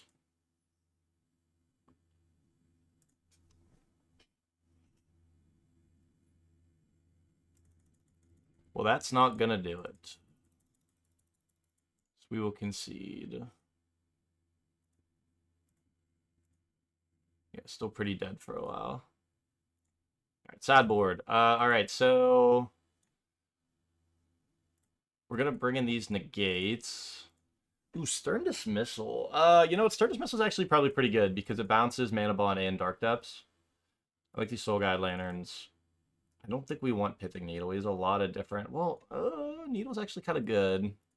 There's a lot of activated effects on lands. Okay, what do we not want? Okay, we learned Sphinx is actually not that good. I don't like these Day of Judgments. Ba -ba -ba. Balance Absolute Heater. The only thing I don't really like about this list right now that I keep thinking about in most games, we have like no man lands. I would like at least like 2 man lands, so that way in some of these matchups, like I can board out some of this Thopter Foundry stuff. Melting Vat's actually okay because we have so many of these.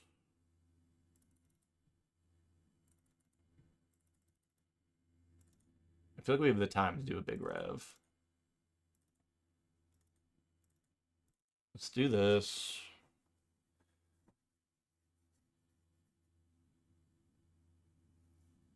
I like Negate because it counters the early mulches. What are we tinkering for? I don't think I want Tinker again. Is it the Delve spells? Ugh.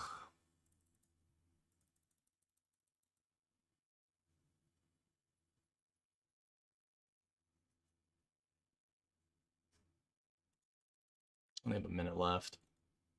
I kind of like these relics for tapping the depth. Where's that actually that good? That doesn't actually seem that good. It was okay there, but we just happen to have enough life. Let's try this.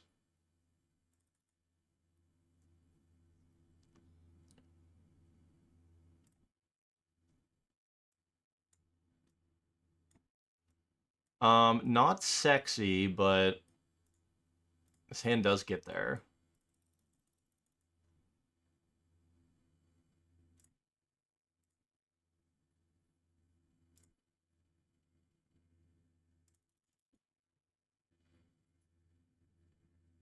Yep.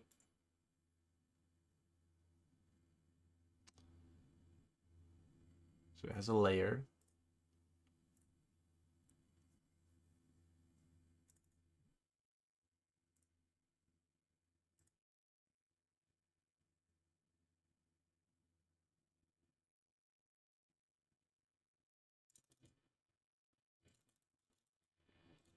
Do we really need the swords this turn? I don't think we do. So we could play the Soul Ring and maybe that next turn.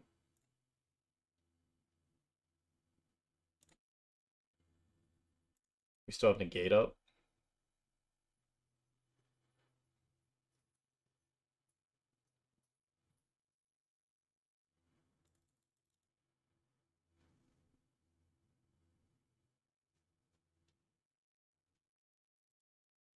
We cannot counter that.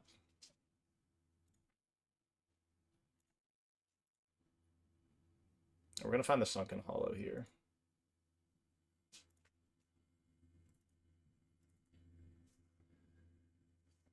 Okay, so we could that here, but we tap down then. I think we just floodplain. I thought maybe we would get something out of this negate at this point, but he's not really doing anything. You know what I mean? Do you know what I'm saying? Can you smell what the rock is cooking?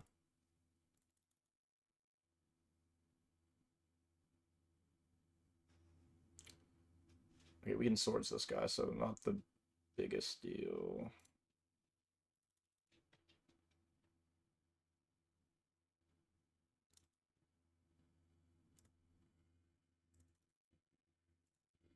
Do we want to expect? Yeah, I think we can use the swords here because we have a pithing needle for.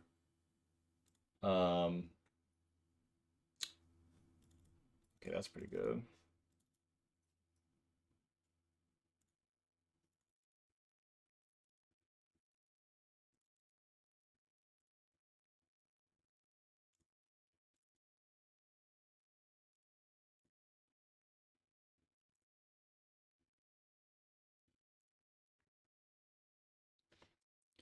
So now we can floodplain for a prairie stream. We leave negate. We have negate up still. We could smelting vat that. Oh, dude, don't get that out of here, buddy.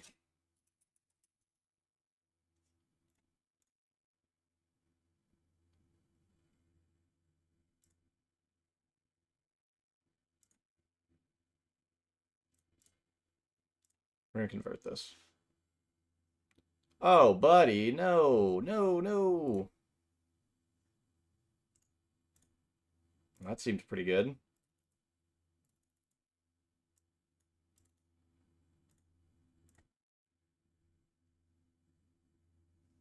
I like that we drew the pithing needle on top too.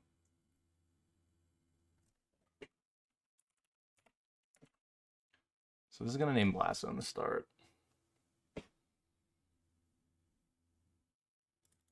I can actually do this.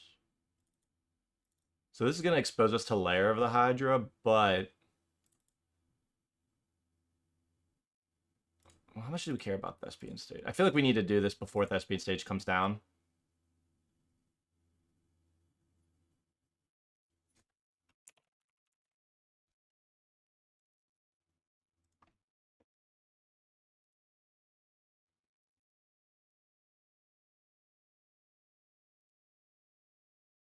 Don't be doing something over there.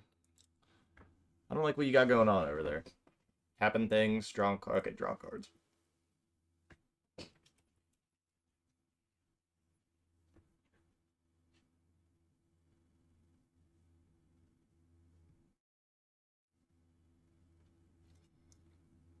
I do wish Smelting Vat could sack itself.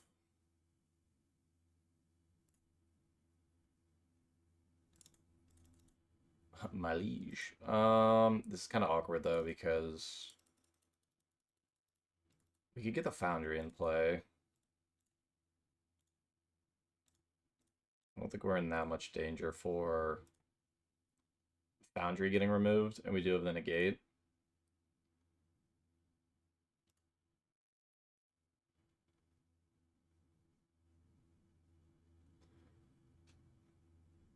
Imagine a Fade from History. That would be backbreaking. Okay, there's a Thespian stage, so glad that we named that. At some point here, we are probably going to get pressured by this layer of the Hydra. Alright, I would like one more turn to...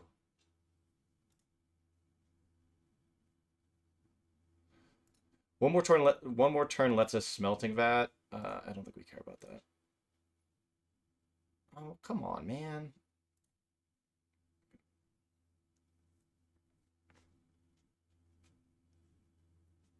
Anyway, like I was saying, one more turn lets us play Smelting Vat. If we draw land, play Smelting Vat, leave up 2 mana for the negate, and I have a swords. Okay. Just how much do I care about? Maybe I don't care that much about this negate. Maybe we just go play the Smelting Vat. So we leave swords up. We're kind of going shields down here. We can sack one Smelting Vat to the other. Dream would be hitting Pithing Needle and Sword of the Meek. Nightmare would be hitting no artifacts like we saw the first time.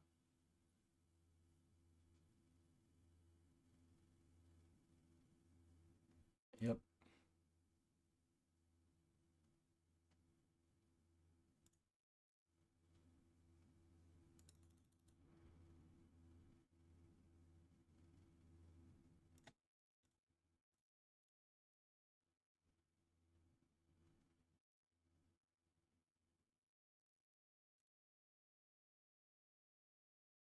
Woo! Certified Trap Remix. What was that card? Scavenger or something? Scavenger Grounds.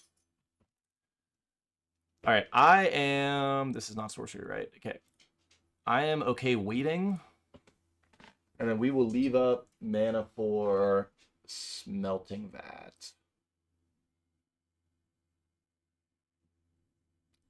Got enough needles, bro. Even if we hit, like, another Thopter Foundry or something, we can still just Smelting Vat it, so it's not like the end of the world. We just want to get enough mana value out of one Smelting Vat to... Yeah.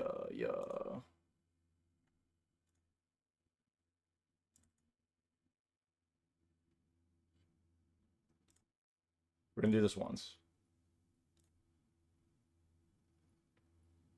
I want to leave up the negate.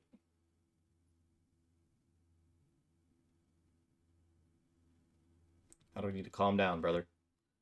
Already tapping mana. No, don't do that. So...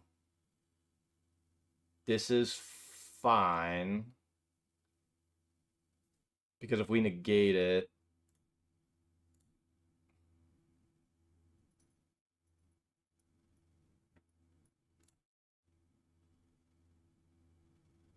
Then we can just go to our turn. Okay, Certified Trap Remix. I'm just like saying stuff. I'm sorry, everybody. Attack for 1.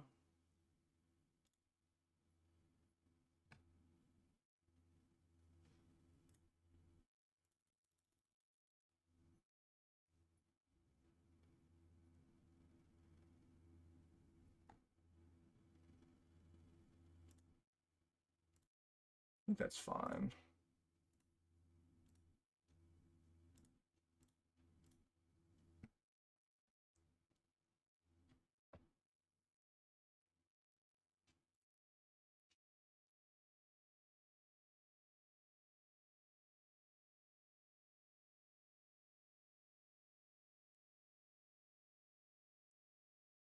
So here he's probably going to flash back the thing.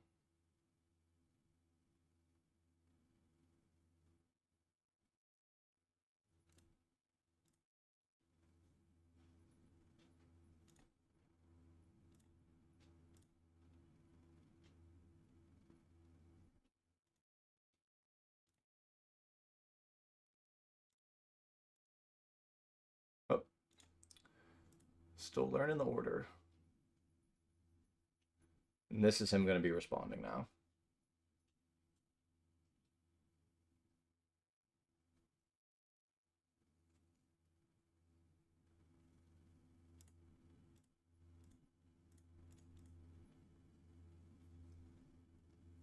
So if he has a second one, it is what it is, but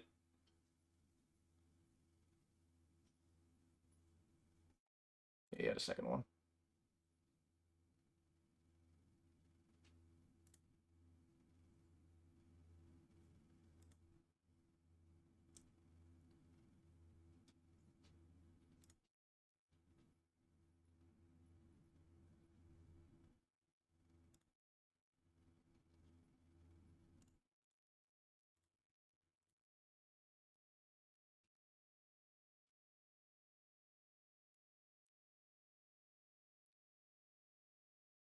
Or we have a nice, what is that? That would be 8 turn clock. Yep. We're going to dump a bunch of mana into this dig through time on a turn.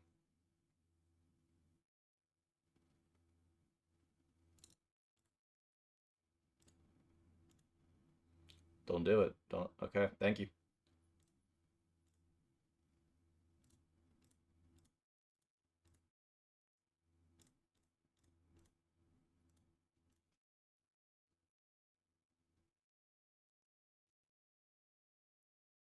Just going for the dig through time here. Um, he still really doesn't have.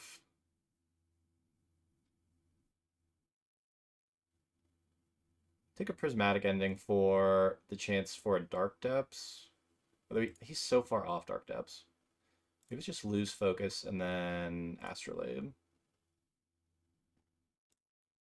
Let's put those in any order.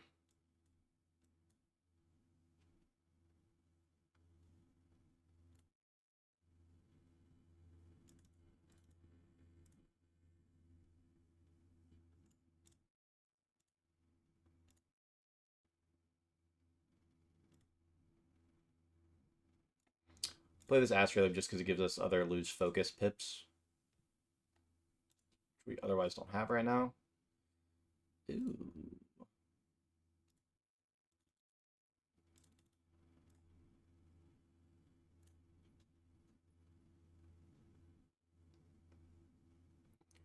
Now he's gonna do the thing, getting the guy back.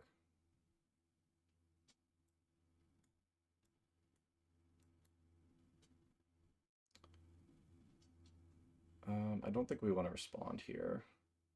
No, we could actually, let's try to do this. Let's see if we can hit.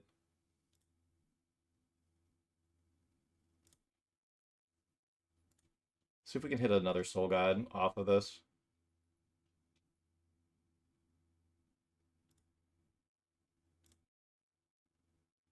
Actually, this the astrolabe.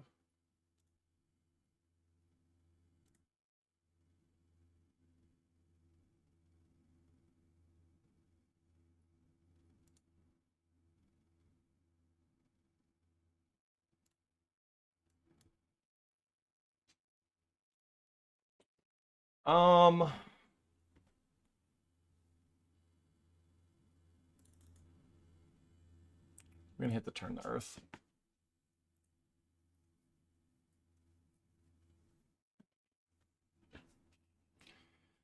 Dang, brother's a 9/9.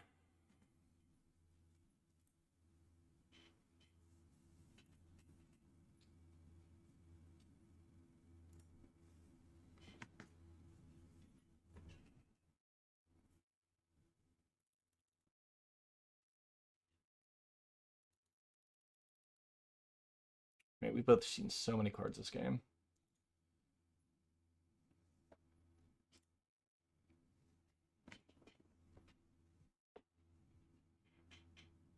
I'm actually starting to be more behind than him on time, too. It's kind of awkward.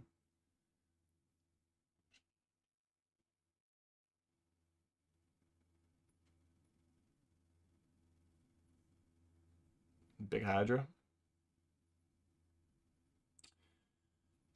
Yep.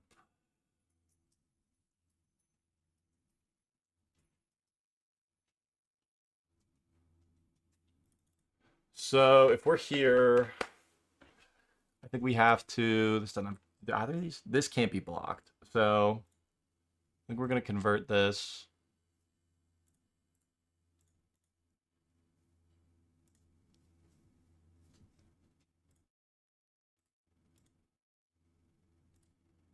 Buy us a little bit of time.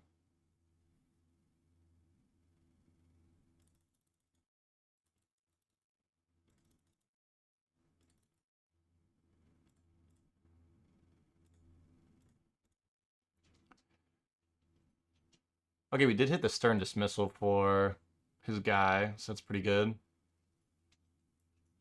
Drawing a lot of chaff, though.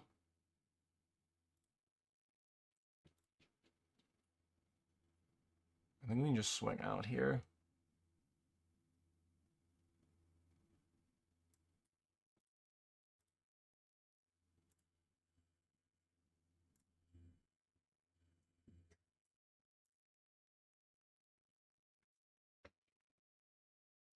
Rogue's Passage is actually a problem, too.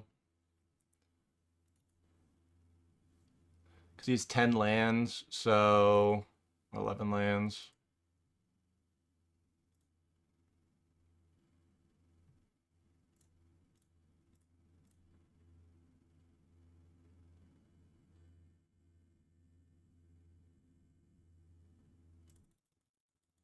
I'm actually thinking about just casting a loose focus.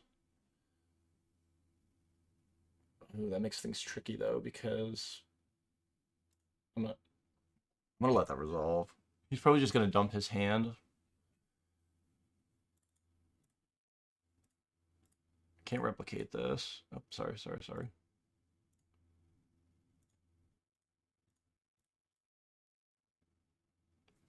So I'm doing this just to get an extra card in the yard in case we can cruise next turn. These loose focuses are okay. He let that get countered. Maybe he just has another one. Sure.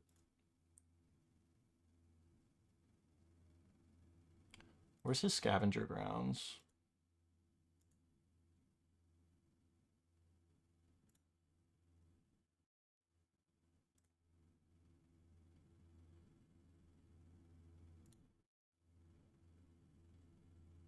Wait, where's his scavenger grounds?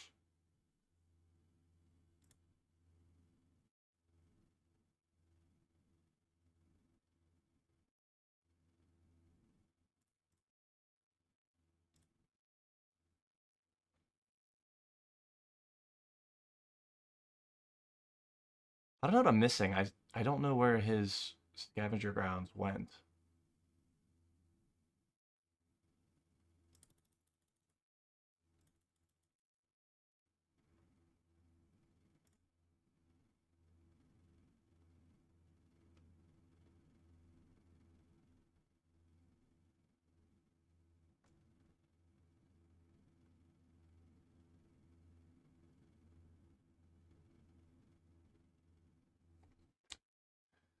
Okay, I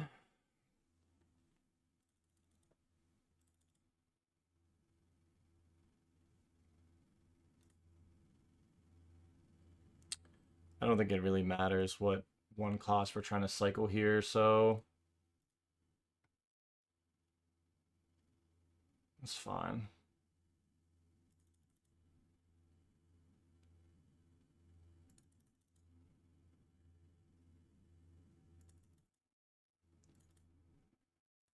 Dude, I don't even know what game this is. Am I down a game?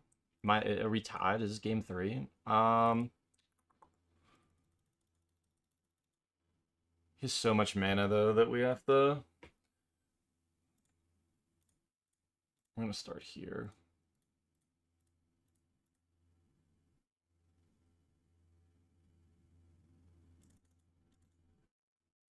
straight heat.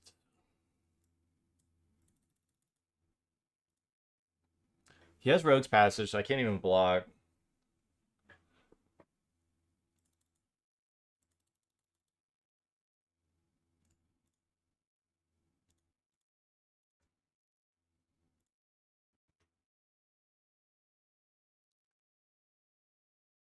Dude, I think this is game 2. I think we're about to go to time in a game 2.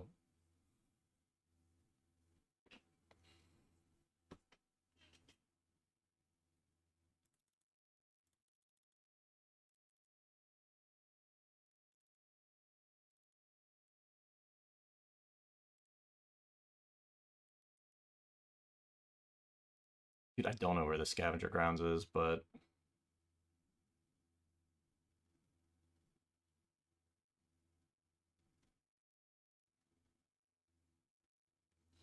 Okay, we were looking for... Soul Guide Lantern. I did not hit.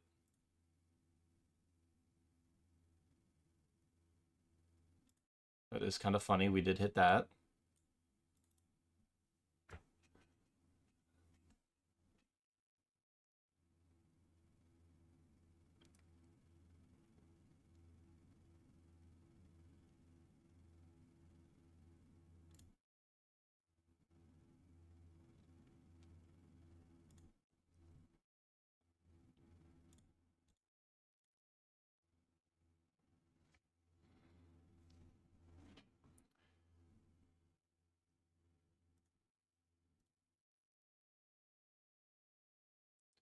I haven't seen a Loam in any of these games from him either. I think a lot of the Manabond players have been playing one.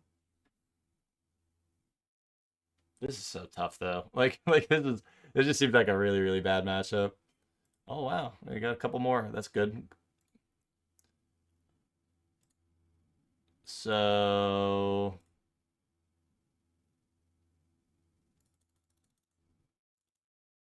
nice, deserted beach. Cool.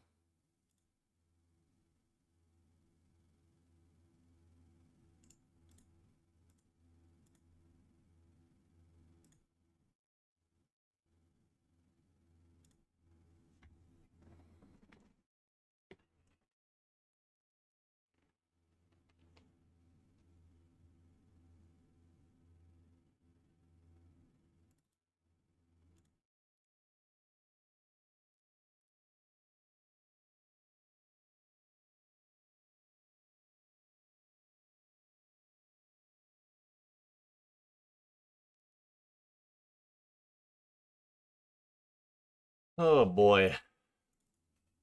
What are we doing here? Yep.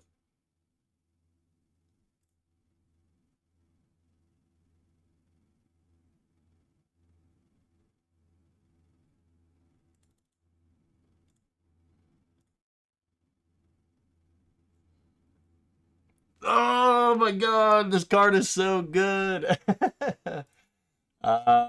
Sure, bud. No response. Oh, jeez.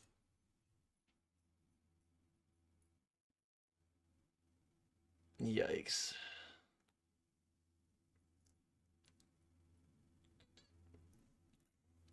That's tough. What do we even do here? Like realistically, what do you even do? Uh if he dust bowls us, then oh my god, we have to like sack everything. Oh my god, dude. Yeah, sure.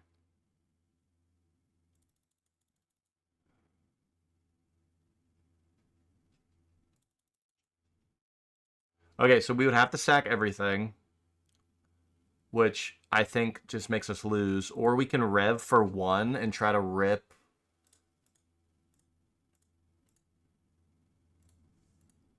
We have 2 swords left in the deck. I'm playing for that line.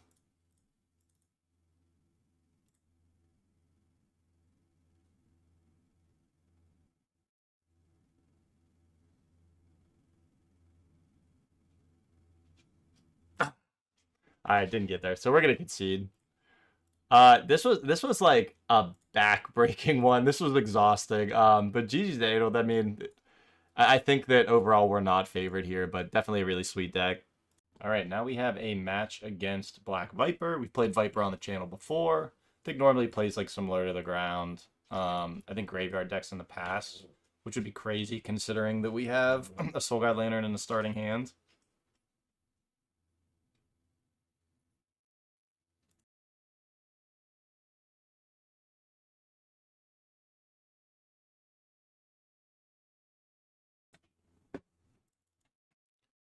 We're gonna keep this, even if we don't see it as a graveyard deck. Some kind of black deck. Oh no, not scam. No, no, don't scam us.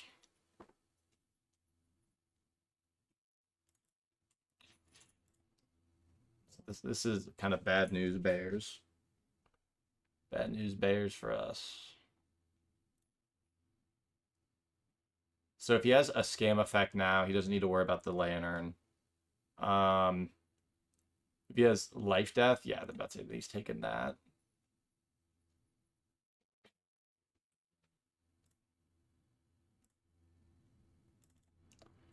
This hand is panning out crazy good.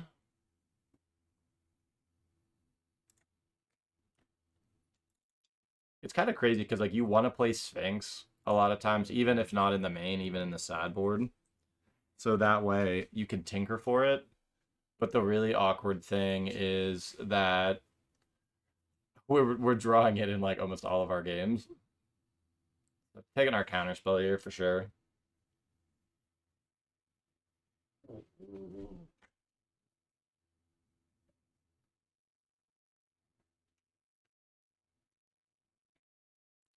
Oh, taking Day of Judgment, okay.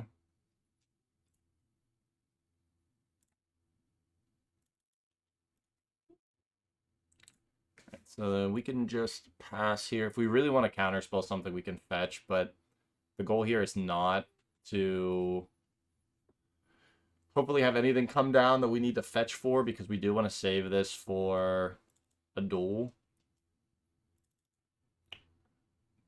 Ugh. I think we just let this happen. We're almost out on enough delve spells where my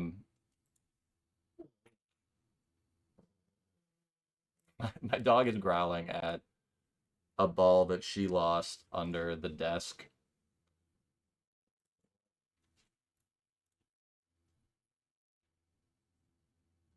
We're gonna find a prairie stream here.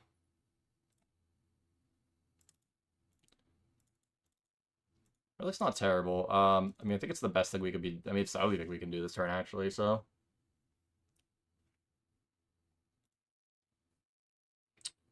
not bad either.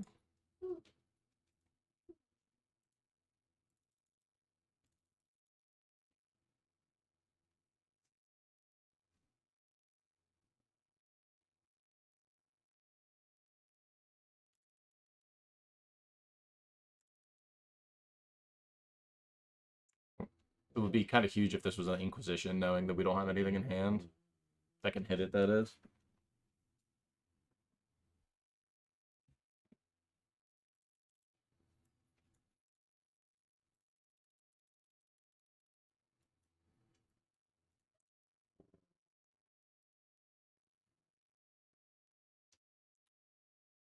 Cast Murderous Rider. Okay.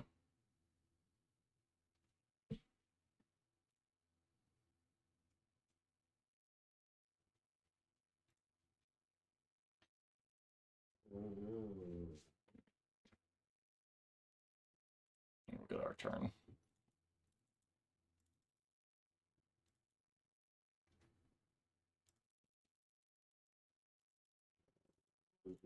So let's start here.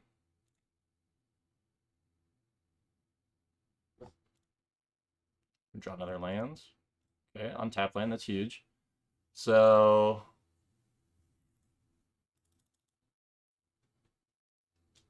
man, it's kind of awkward because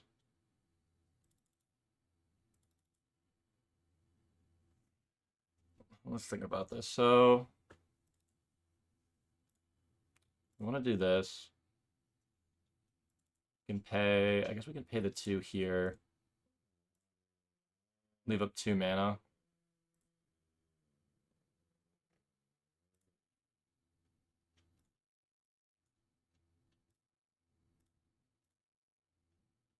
Oh man, Viper's such a nice guy. Person. I shouldn't assume. But what a chill guy.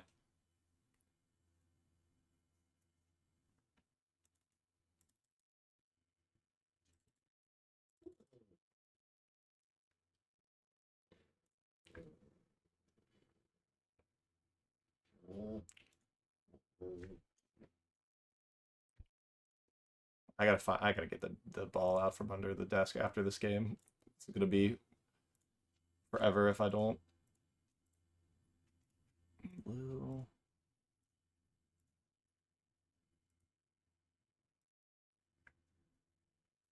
So we can dig through time here.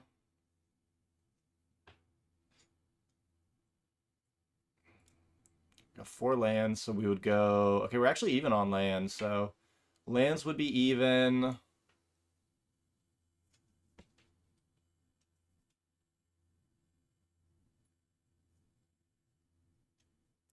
One card in hand, though.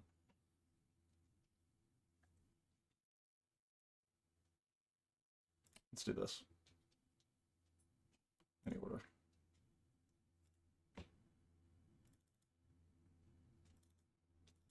One, two, three, four, five, six. We're actually 1 mana off Sphinx.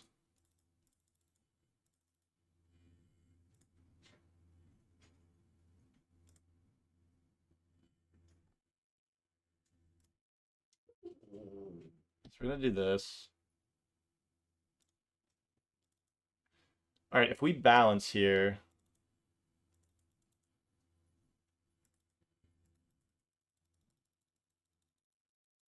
maybe that's wrong. Maybe I shouldn't have done that. 1, 2, 3, 4, 5, 6, 7, 6, 7. Yeah, I could have just cruised there. Then I have all these cards for. That's really bad.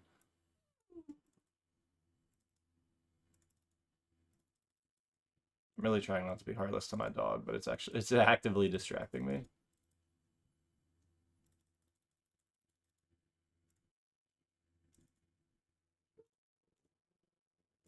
One second on me.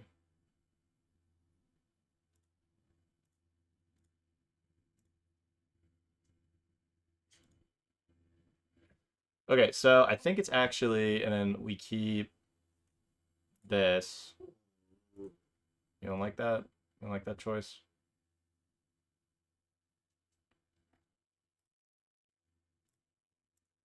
Now we can cruise.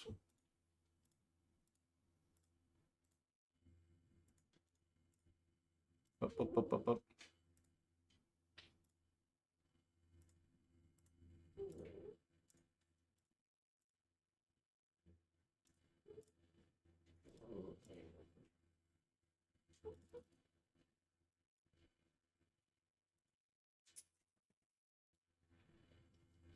All right, I gotta be a good dog dad for a second.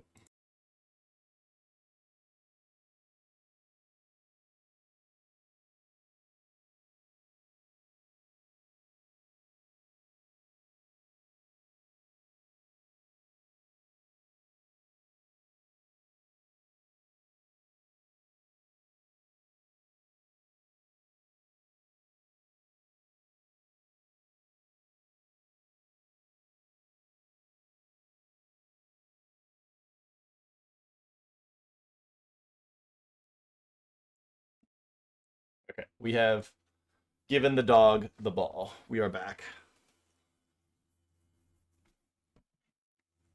In my old age of 30, with my joints hurting.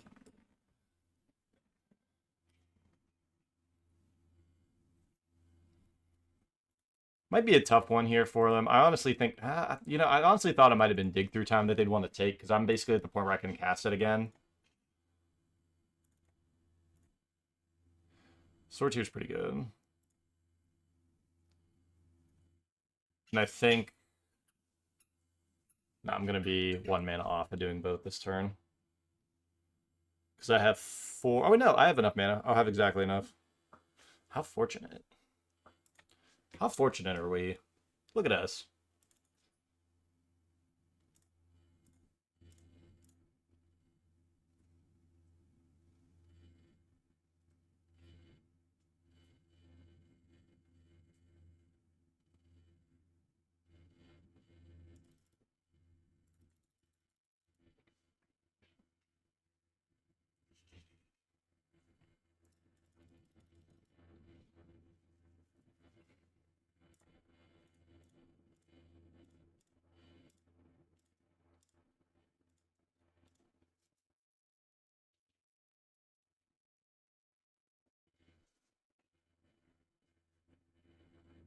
I think we're just going to take Swords and Thopter Foundry.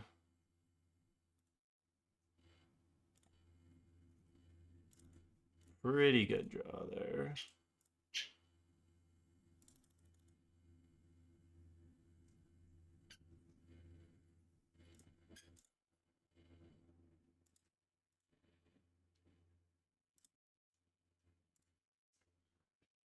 You can find basic planes here.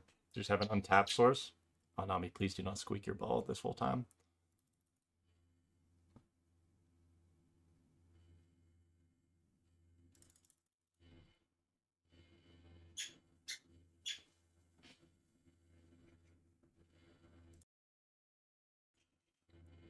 Okay, so we're going to get that one.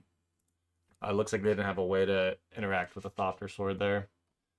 So here, we're going to pick these Stern Dismissals just because it can interact. I don't really like Void Mirror because I think we only saw Grief there that it's going to affect. Soul Guy Lantern's okay. I mean, I guess the additional copies aren't that bad. I do like Smelting Vat here. Things seems like a fine tinker target. Relic was good there, but I don't know how much we really need it.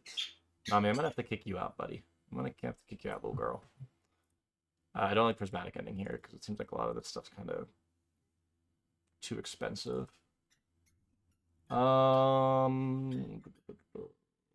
more cards. I like Smelting Vat. I don't really want to cut it. Probably just the relics. Send it back. I send it back.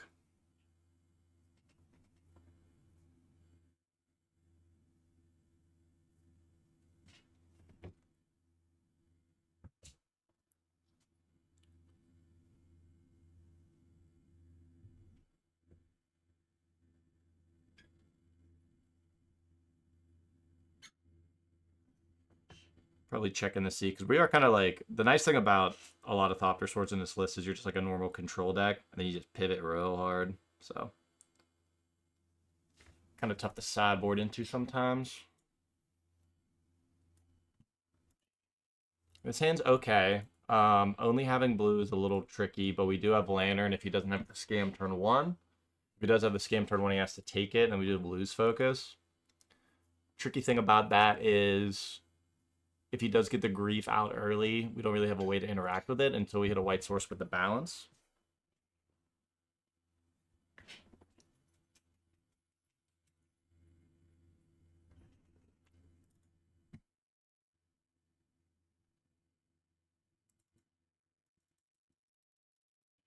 If he has the actual Scam cards too, it's a little tough. Yup.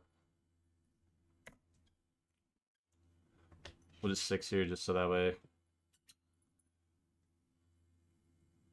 he can take his turn.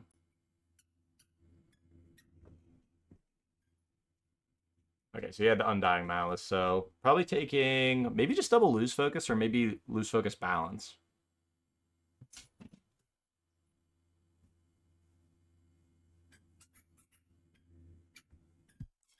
Nami, please. Okay, it took the balance, so it was on a mulligan too, so yeah, these lose focuses are gonna lose value, but we'll see what we can do about it.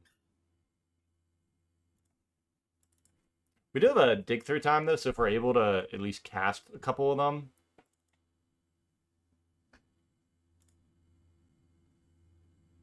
Ooh, Oliphant, okay.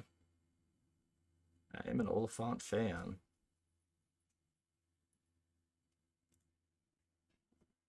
We're on a short clock here though, which kind of sucks. We're really gonna need to assemble like swords or stern dismissal. And if we need swords, we're gonna need to find the white source too. Okay, never mind. We are given a gift.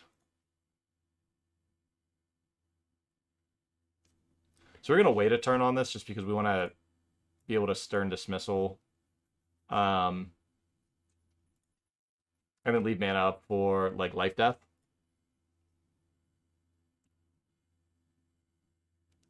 Lose focus on life death, I should say.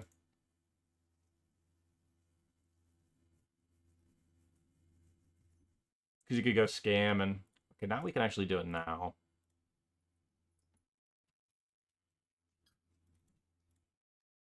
Okay, I don't want to cast this Astrolabe just because I want to leave up mana for replicate on lose focus. The other thing that can happen here too is if he goes scam grief, we don't have to counter it with lose focus because we can use. Come on, guy, what are you doing? What are you doing here, pal?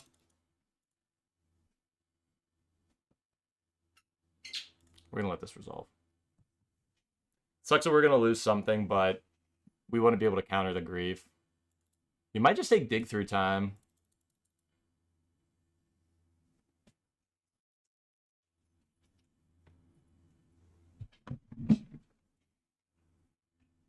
Let's see if throwing this tennis ball is that loud. Okay, it comes up a little bit on the mic too, so. Nami is banned from the room for the rest of the video. The moment this match is done, she will be banned. Kind of awkward. I think we just wait.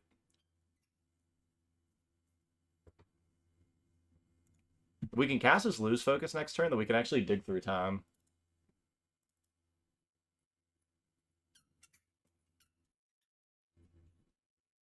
Maybe we'll lose focus this.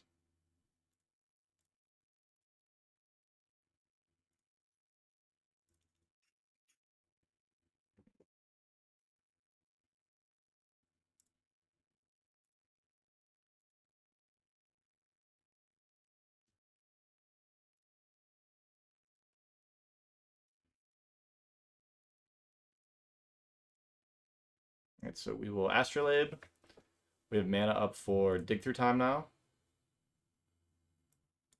Drew Floodplain. Okay, not terrible. That actually lets us find. I know it doesn't fix our colors, but it does let us find Mystic Sanctuary. Alright, somebody doesn't want to have fun.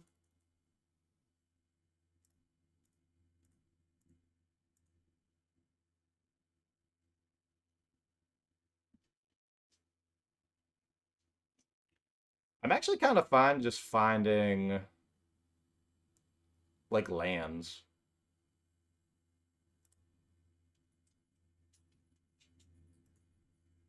Because if we just find lands, then he just takes the Sword of the Meek, which isn't that bad.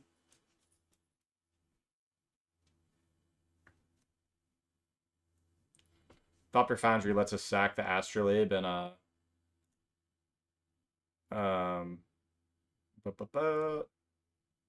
bring it back. Okay, well, right on time.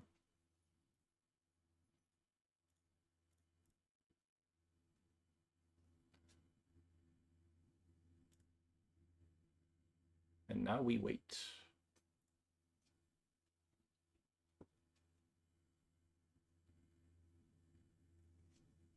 I'm currently restricting the access to the tennis ball under my foot.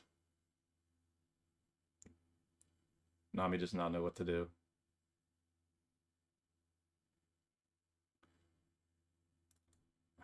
Well, that's pretty rude.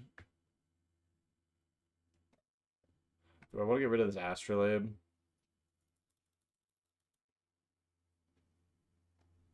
I don't think I do. I think I just sacked. Well, wait, I'm going to get rid of the Astrolabe anyway. Yeah, I mean, I guess we do this. We're doing this just for the life gain, but...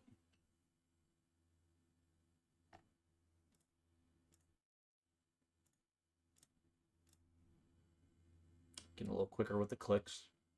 Don't want to brag.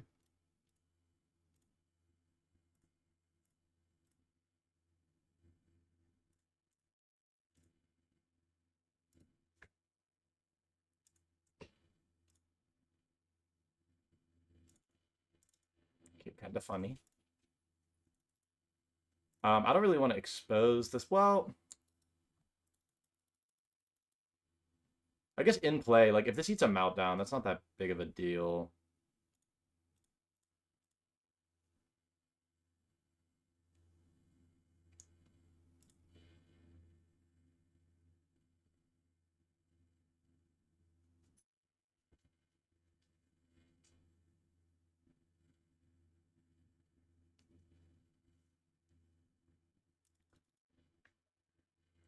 Fortunately, we still got a little bit of time here.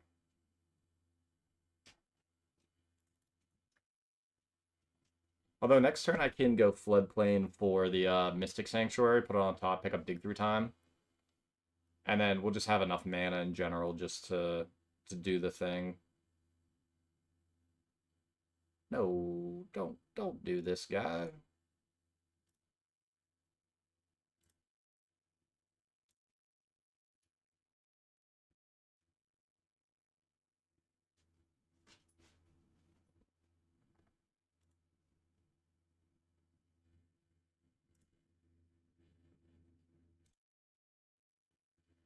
So we have a nice 2-3.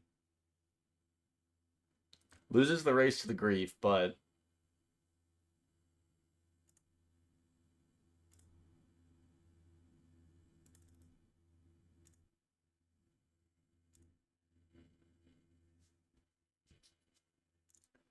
opponent's probably going to cast the grief. When they cast the grief, they'll see the snow-covered island in hand. We'll pick up the Dig Through Time. Be able to do it next turn.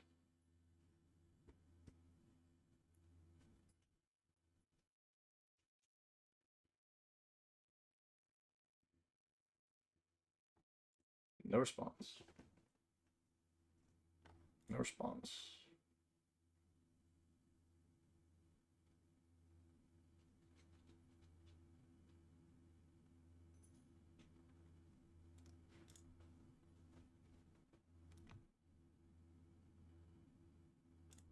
Let's do this. Mystic Sanctuary.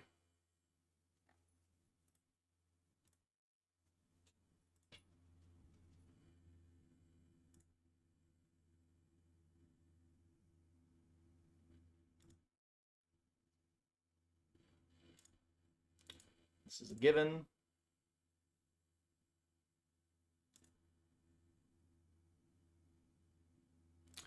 I'm actually just going to do this now. See what we can draw.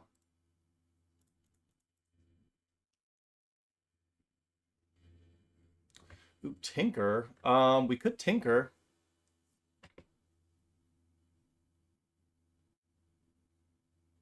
I like Swords and Tinker. Any order.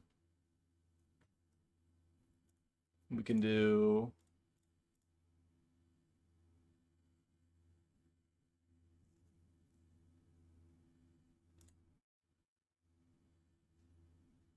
Actually, let's cancel that.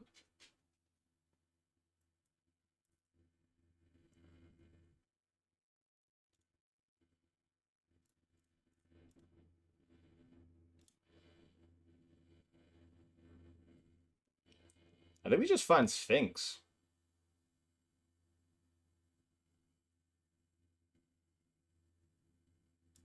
We can use 8 mana to get rid of this.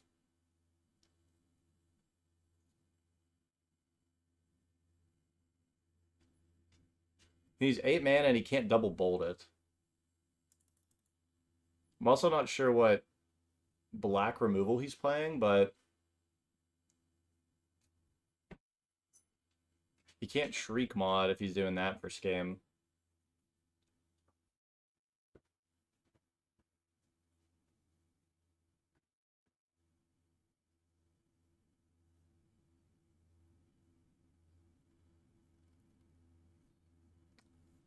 Are you gonna edict me?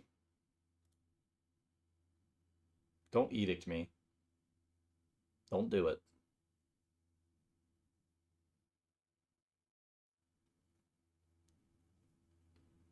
Do not.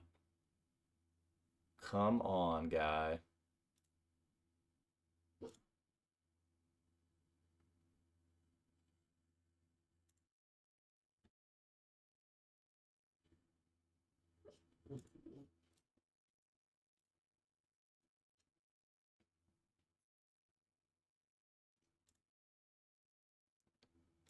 Just what we needed.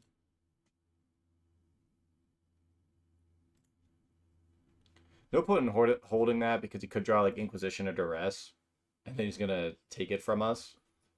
I know he could Meltdown or like Kolaghan's Command it, but he's actually at the point he could cast Oliphants if he draws them, so...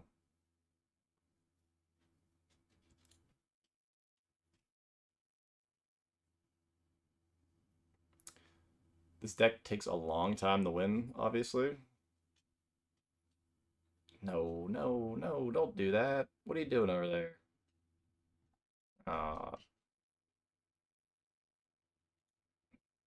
Here we have a lot of draws. That's one of them.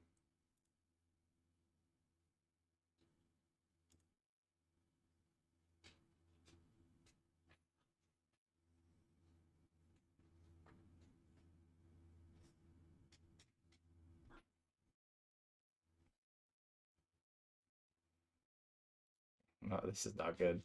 All right, so we need Day of Judgment off the top. Well, I guess we're not dead. We have a whole extra turn.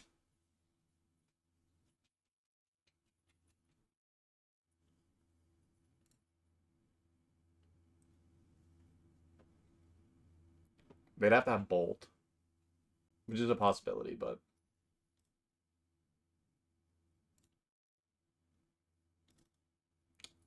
Okay.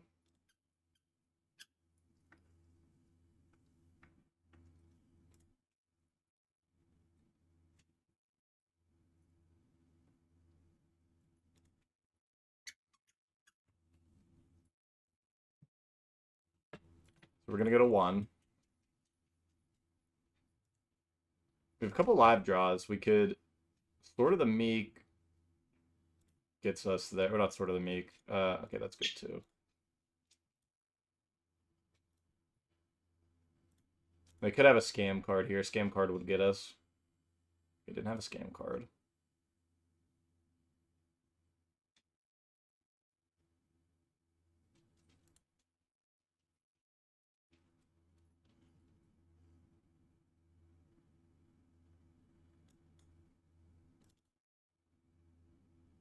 Okay. Good, good threat. That is not going to do it, so we're going to concede. I don't think we want to do anything different. I think I liked everything we had, so we'll just run it back.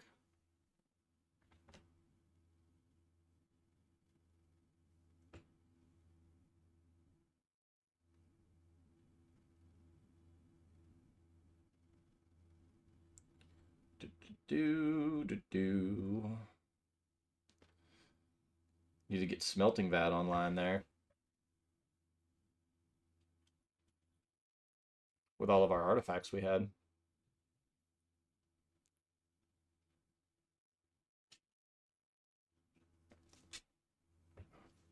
Right, we would go first.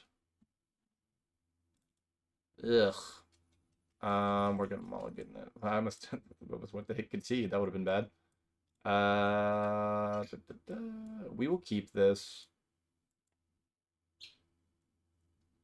We're gonna bottom this floodplain.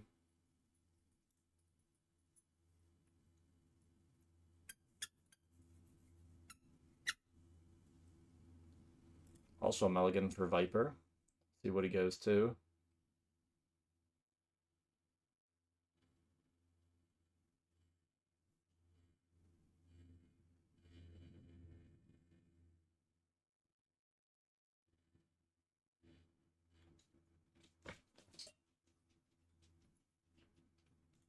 Start with Deserted Beach and pass.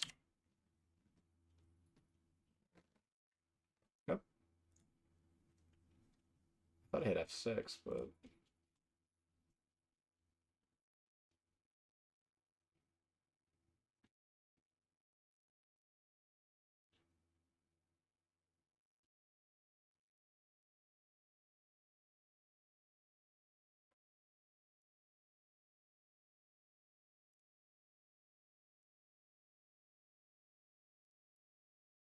Okay, so we're going to play the Thopter Sword. The nice thing here is if we get griefed, hymned, whatever, and they still hit a Sword of the Meek, we should have another artifact that we can start the loop with.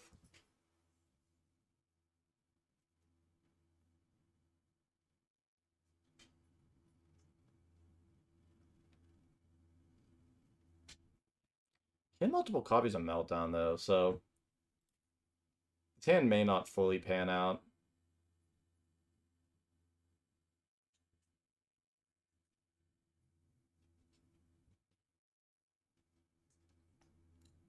No response here.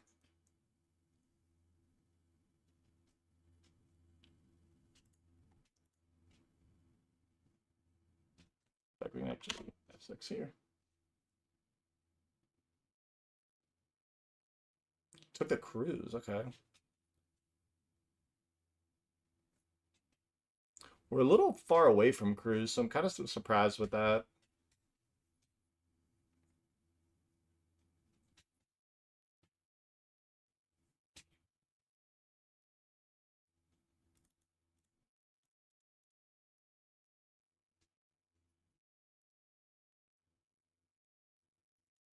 So Meltdown for 2 here could be rough, but if he does Meltdown for 2, then we have double Astrolabe.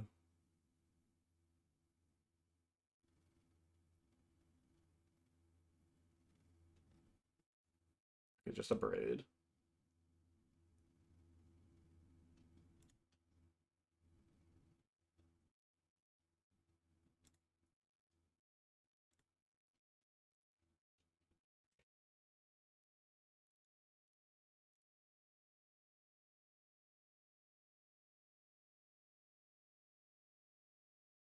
No land still.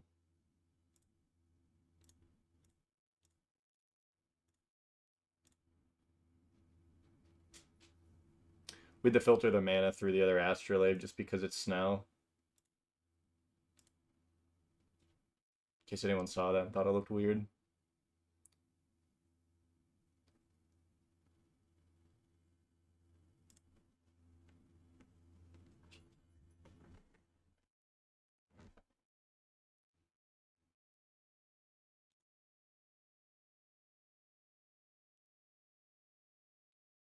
We don't really have a way to get artifacts out of our yard, which is kind of annoying. Whoa, guy. Let's relax.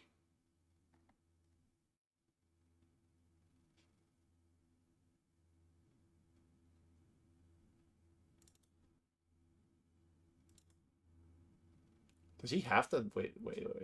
Deals 4 damage to bodies used among any number of target. So maybe he's, wait, is that can he do it for 0? I don't remember.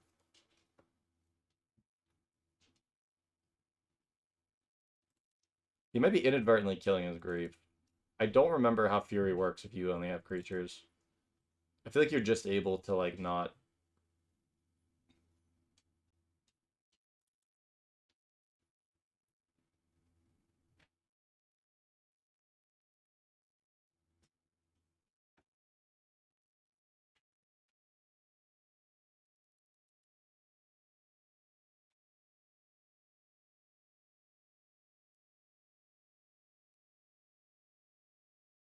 I feel like the really long pause means that it's trying to make him kill his own guy.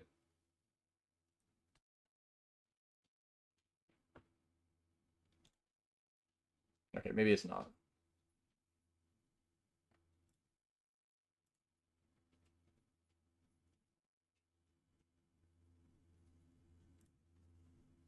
So we're definitely going to balance here. We're going to lose. We're going to lose one of our lands. We're keeping a lot of permanents.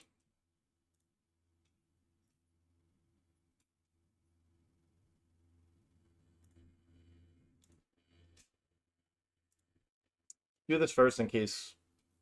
Well, actually, no, it doesn't have any cards in hand, so it doesn't matter.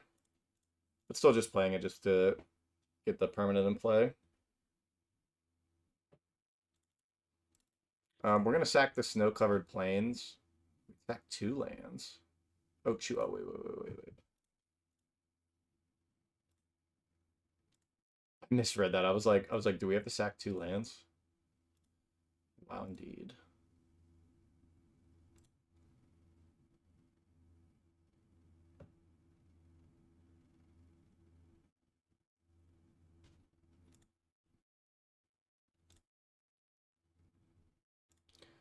Sheesh. Okay, we got kind of lucky here.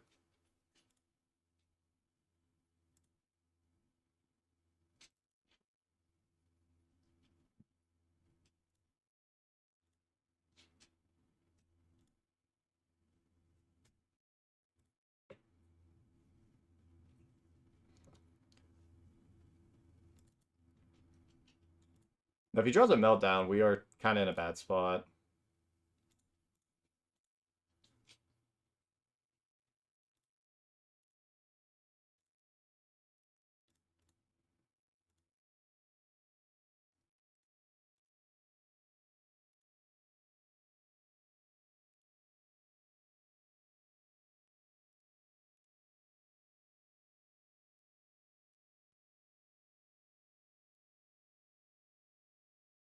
I actually want to dig through time here. Instead of setting up Thopter Sword, just because I don't want. Oh, come on, buddy. What are you doing? I want to dig through time here.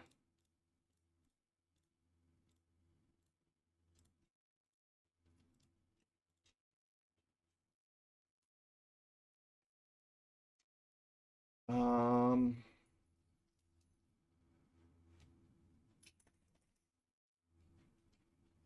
I think it's just land.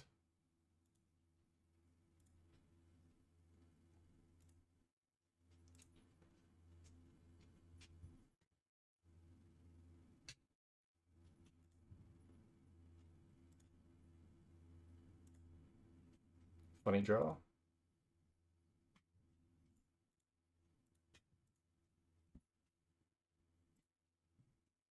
Now that should be a 2-turn clock, unless he has removal. He does have a couple turns, though, that he can draw Meltdown.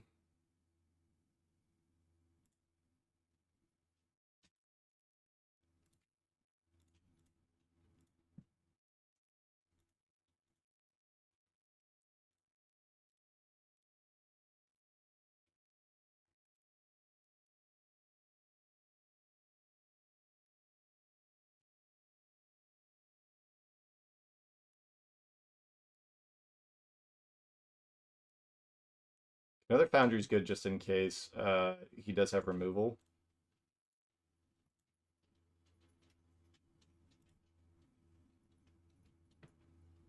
When I keep saying removal, I basically just keep meaning Meltdown.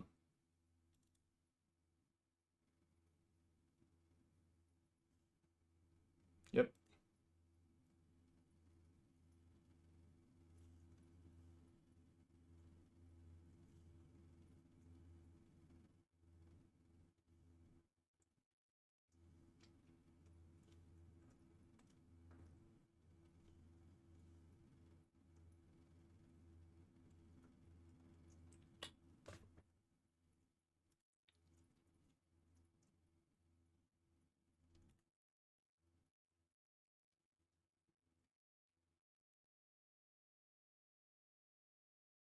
All right, and GG's to Viper. Sweet showing of Scam. We just kind of started outbowing him with the Thopter Foundry plan, but GG's to him. All right, we have our last match against Mueller. Mueller, we've played a couple times. Played him in person once or twice. Normally he's on a mono red, kind of like Boss Sly almost. I am going to keep this hand just because we do have Thopter Foundry. If he's playing his normal decks, Day of Judgment is good. Looks like it probably will be. And then Relic is honestly not the worst either. I'm not a fan of this floodplain again, though. I think we start with Prairie Stream. Next turn we could see Chrome Coast.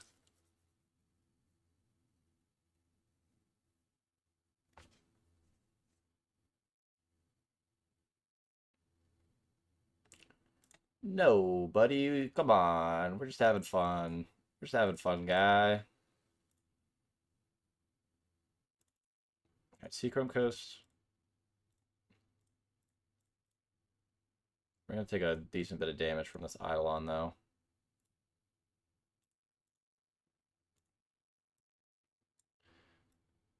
So I think our game plan is literally just going to be...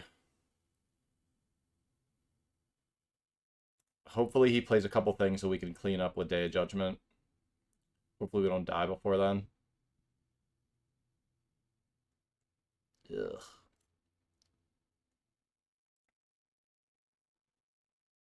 This does look like his normal list. His last one had, that I saw at least, had Gigantha, but it looks like he may be opting to play Eidolons instead.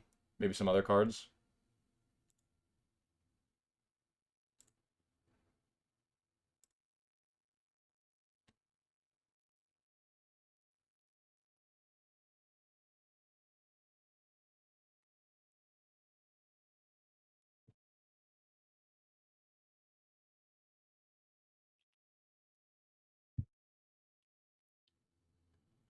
Okay, so what I'm thinking is we don't play anything. I Cryogen Relic here on the Lelia now. I have swords up to hit something like Broadside, which I know he was playing before. Or if I don't need to Swords anything, I can save it for the Den of the Bugbear, and then we have Day of Judgment next turn.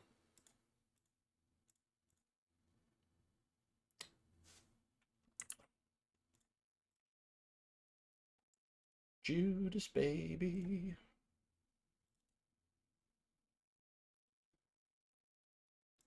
Kind of awkward. I'm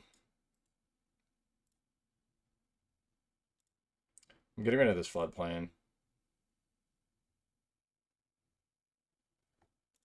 I don't want to play the Soul Ring there because I don't think it's worth the 2 damage from Eidolon. Amped Raptor, sure.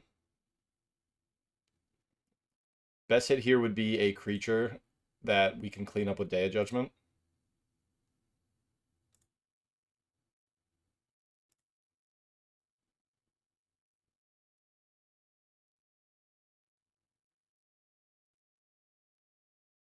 I'm trying to think ahead of next turn, so I could pay 2 life to get the Soul Ring and play next turn. Wait, what did he hit? Oh, another Lelia. Okay. Pretty huge then, because then the Amp Raptor missed.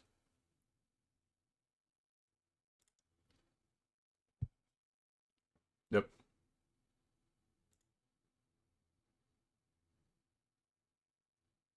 Okay. So, let's think about this turn. So, I could pay 1 for Soul Ring, lose 2 life, tap Soul Ring, tap 2 lands, leave up swords. In case he animates Den of the Bugbear, I think that's good. I think that warrants the 2 life in this case. So in the end, it wouldn't have mattered that turn if we did do the,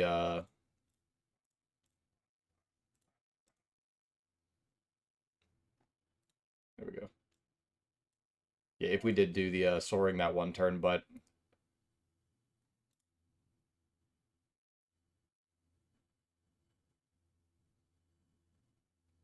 See a Den activation, then not too bad. Does this make the creature attacking? Okay, we do want to Swords this on. Been a while since I played with Den. It's pretty cool that Den is actually legal.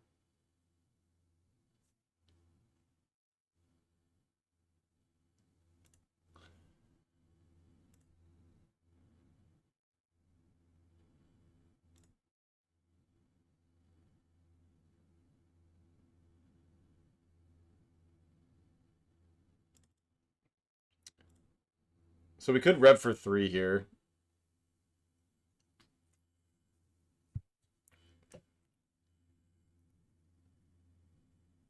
I think rev here for 3 is fine.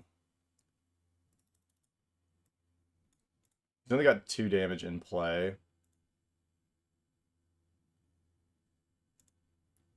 I don't want to do it during main phase because that's just kind of says, all right, like, figure out your damage.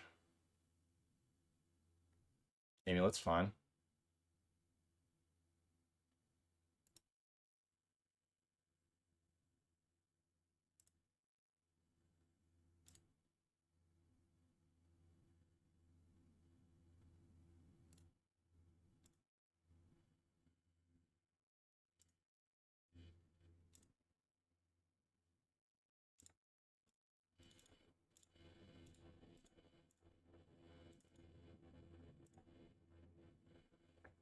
See if he has double bolt or skull crack. He did not, so.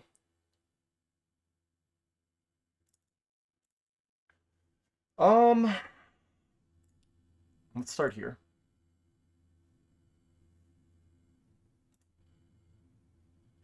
This is just creatures? Okay, that's pretty big. So,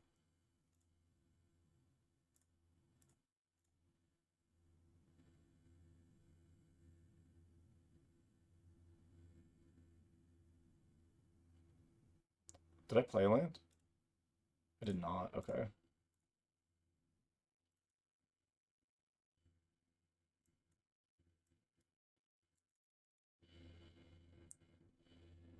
All right, nice. We got there. So, doesn't look like he was going to be able to come back from that.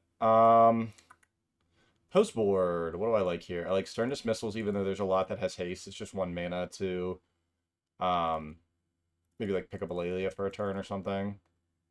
Actually, I don't know if I like negates that much.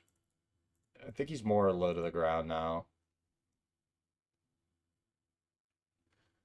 Sphinx is huge if we can get the Tinker on it. Is it just smelting that? It might just be smelting. I think it is. Unfortunately, boarding out our namesake card.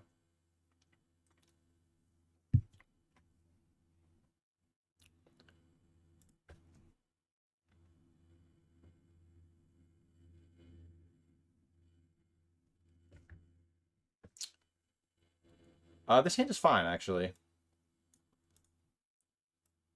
We have a little bit of interaction, but goal here would be... Okay. Goal here would be to just keep playing as much of our hands so we don't get as blown out by our own balance. Lose focus on top, so that's good.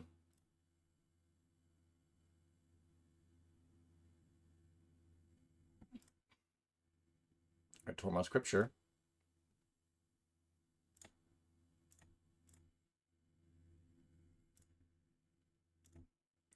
Swords off top is also huge. We will have to look, though, and figure out if this balance is actually going to be kind of weak.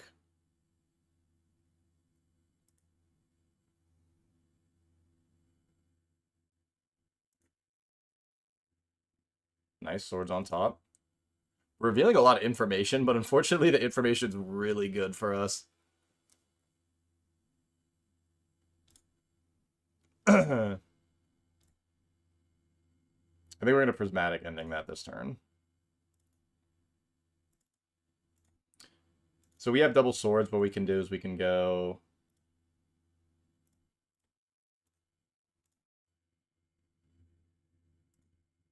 Go here. Just don't want that to grow. We do have double swords. I would appreciate this goblin guy drawing me a land this turn.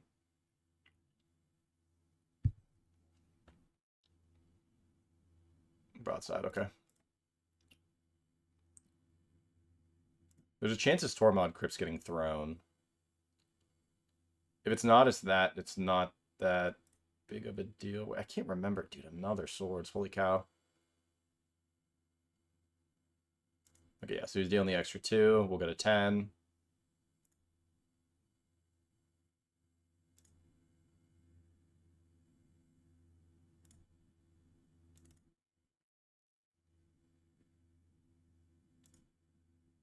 Okay, so we have swords for days. So we're going to pass. See what he does. If he goes right to combat, we'll swords the broadside immediately. He doesn't.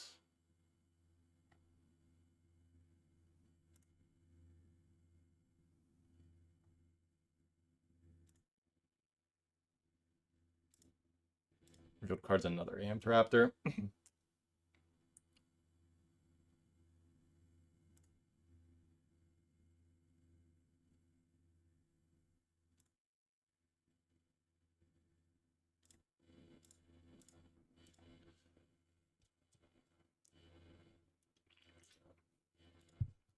See if we can hit a land off this.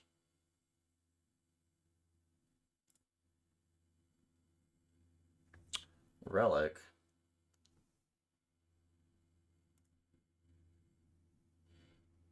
I think we just take this. We're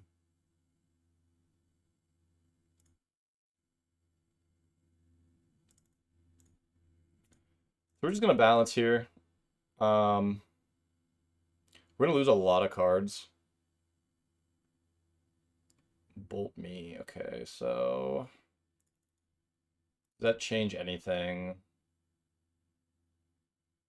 I can sword something. That doesn't change anything. No response. So we're going to lose our whole hand.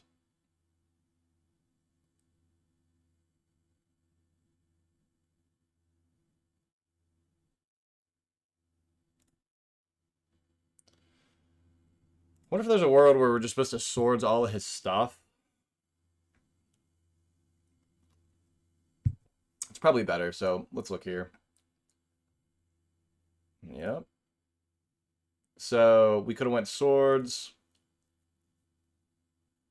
So double swords, yeah, it's probably better just to be swordsing his stuff. Alright, counterspell still plays. I'm not drawing any lands though, which is crazy. I don't want you to have that.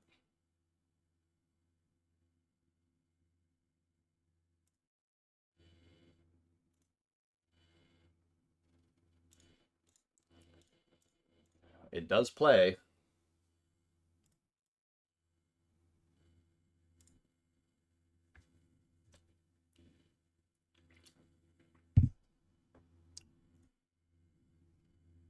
Alright, we probably are going to have to sack our Astrolabe here.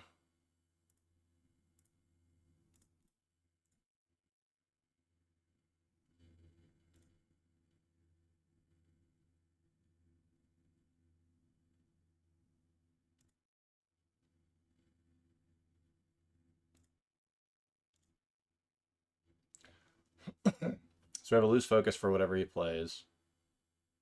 No.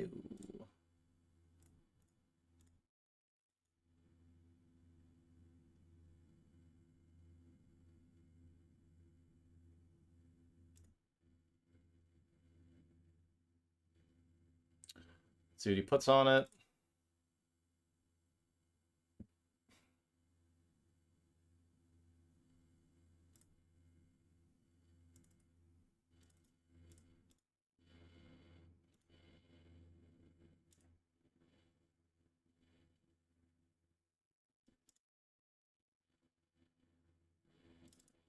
Kind of awkward. We're not dead yet.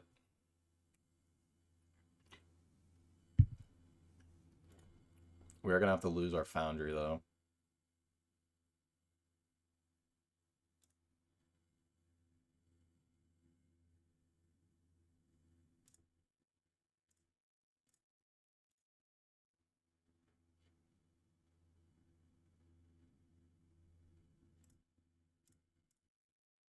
So we need untapped white here.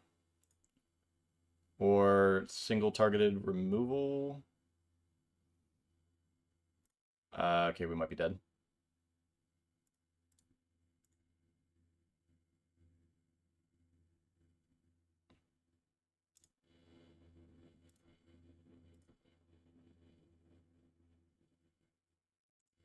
Okay, got us there. All right. I still don't think I want negates. He was super low to the ground with creatures. I think we just run it back.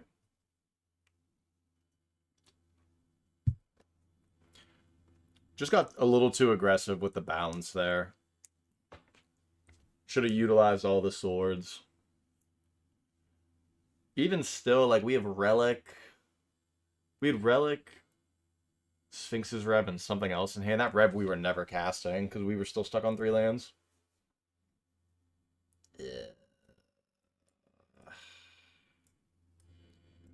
I don't think I want to keep this, because I think I want to keep this in the deck.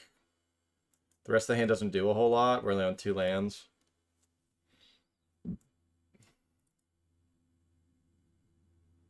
This is actually fine.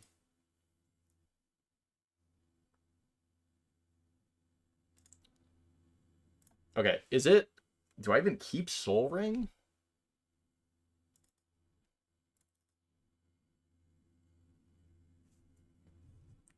You know, we could actually power out this balance.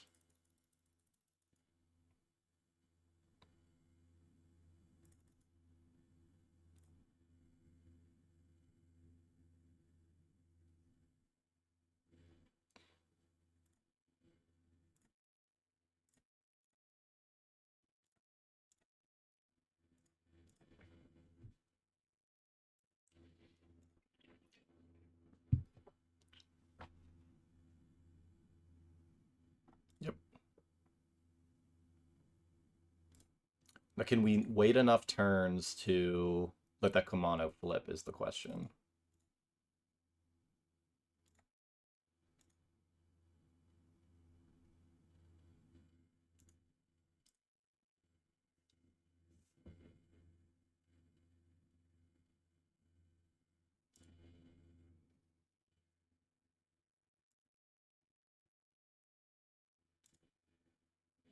I don't think we need to get rid of that yet.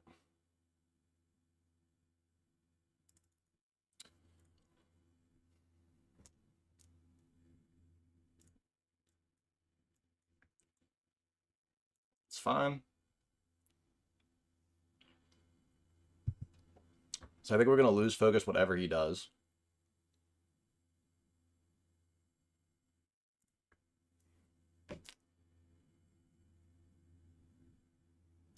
I want him to pay the energy.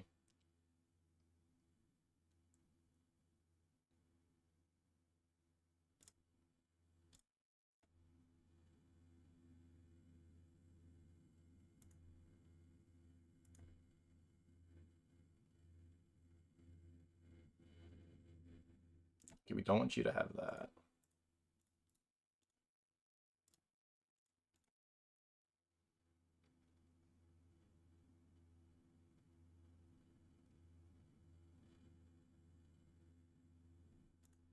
Sure.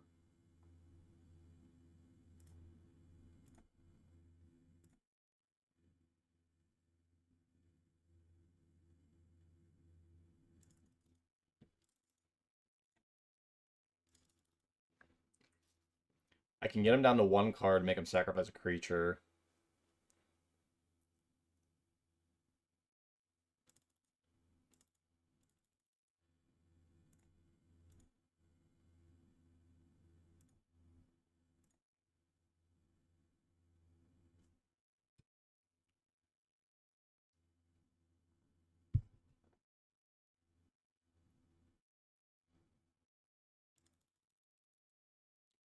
Man, if he had something like Fire Blast, though, that would be crazy.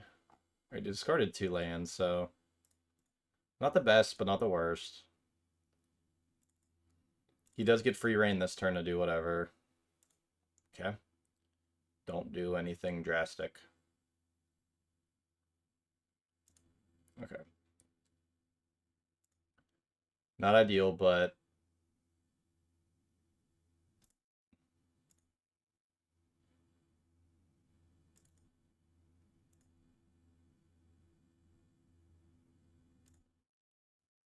For 1 Soul Guide Lantern, we can actually just cycle it.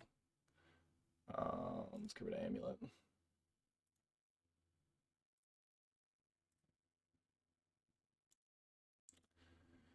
Double Loose Focus isn't the worst, but we do have to answer this Assaultron that's in play.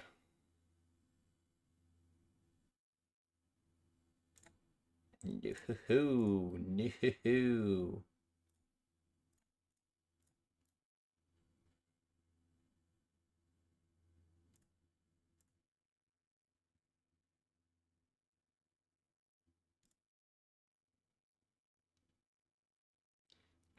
Guys out here trying to be the fun police.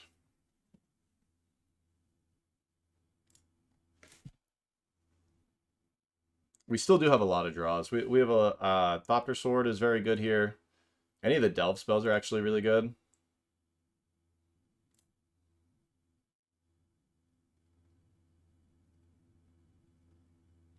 Floodplain is also huge. Really good draw.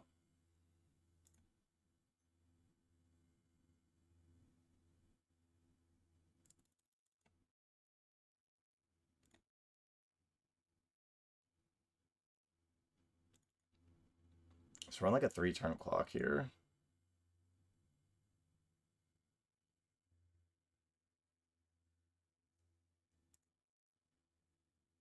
He's got a lot of mana too. So Lose Focus actually losing a little bit of value.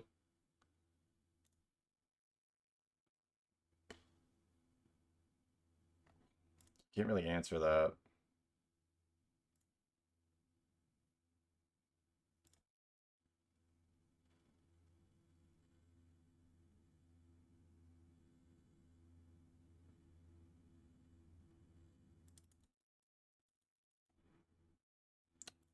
I mean, Day of Judgment does play. Has to find planes.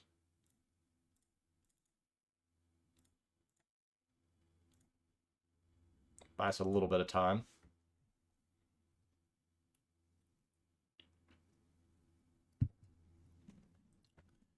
My Kingdom for Thopter Sword off the top.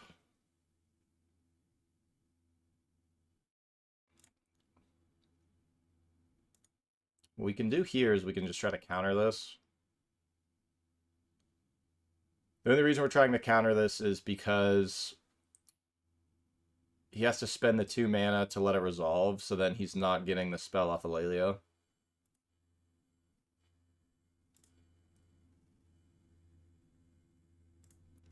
So now I think we have to hit Thopter Sword combo off the top.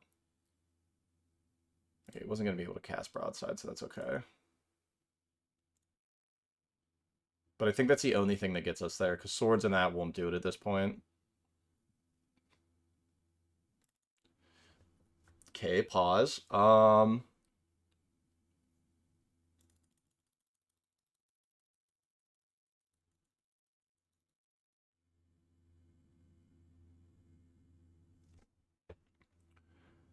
So we could dump 3 mana into this. Takes us to 5. We die to Kumano and Lelio. Or I think we have to hit Swords.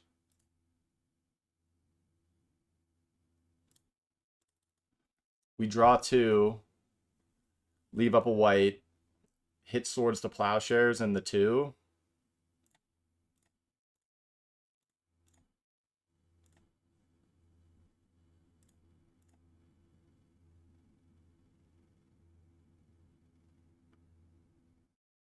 Let's try it.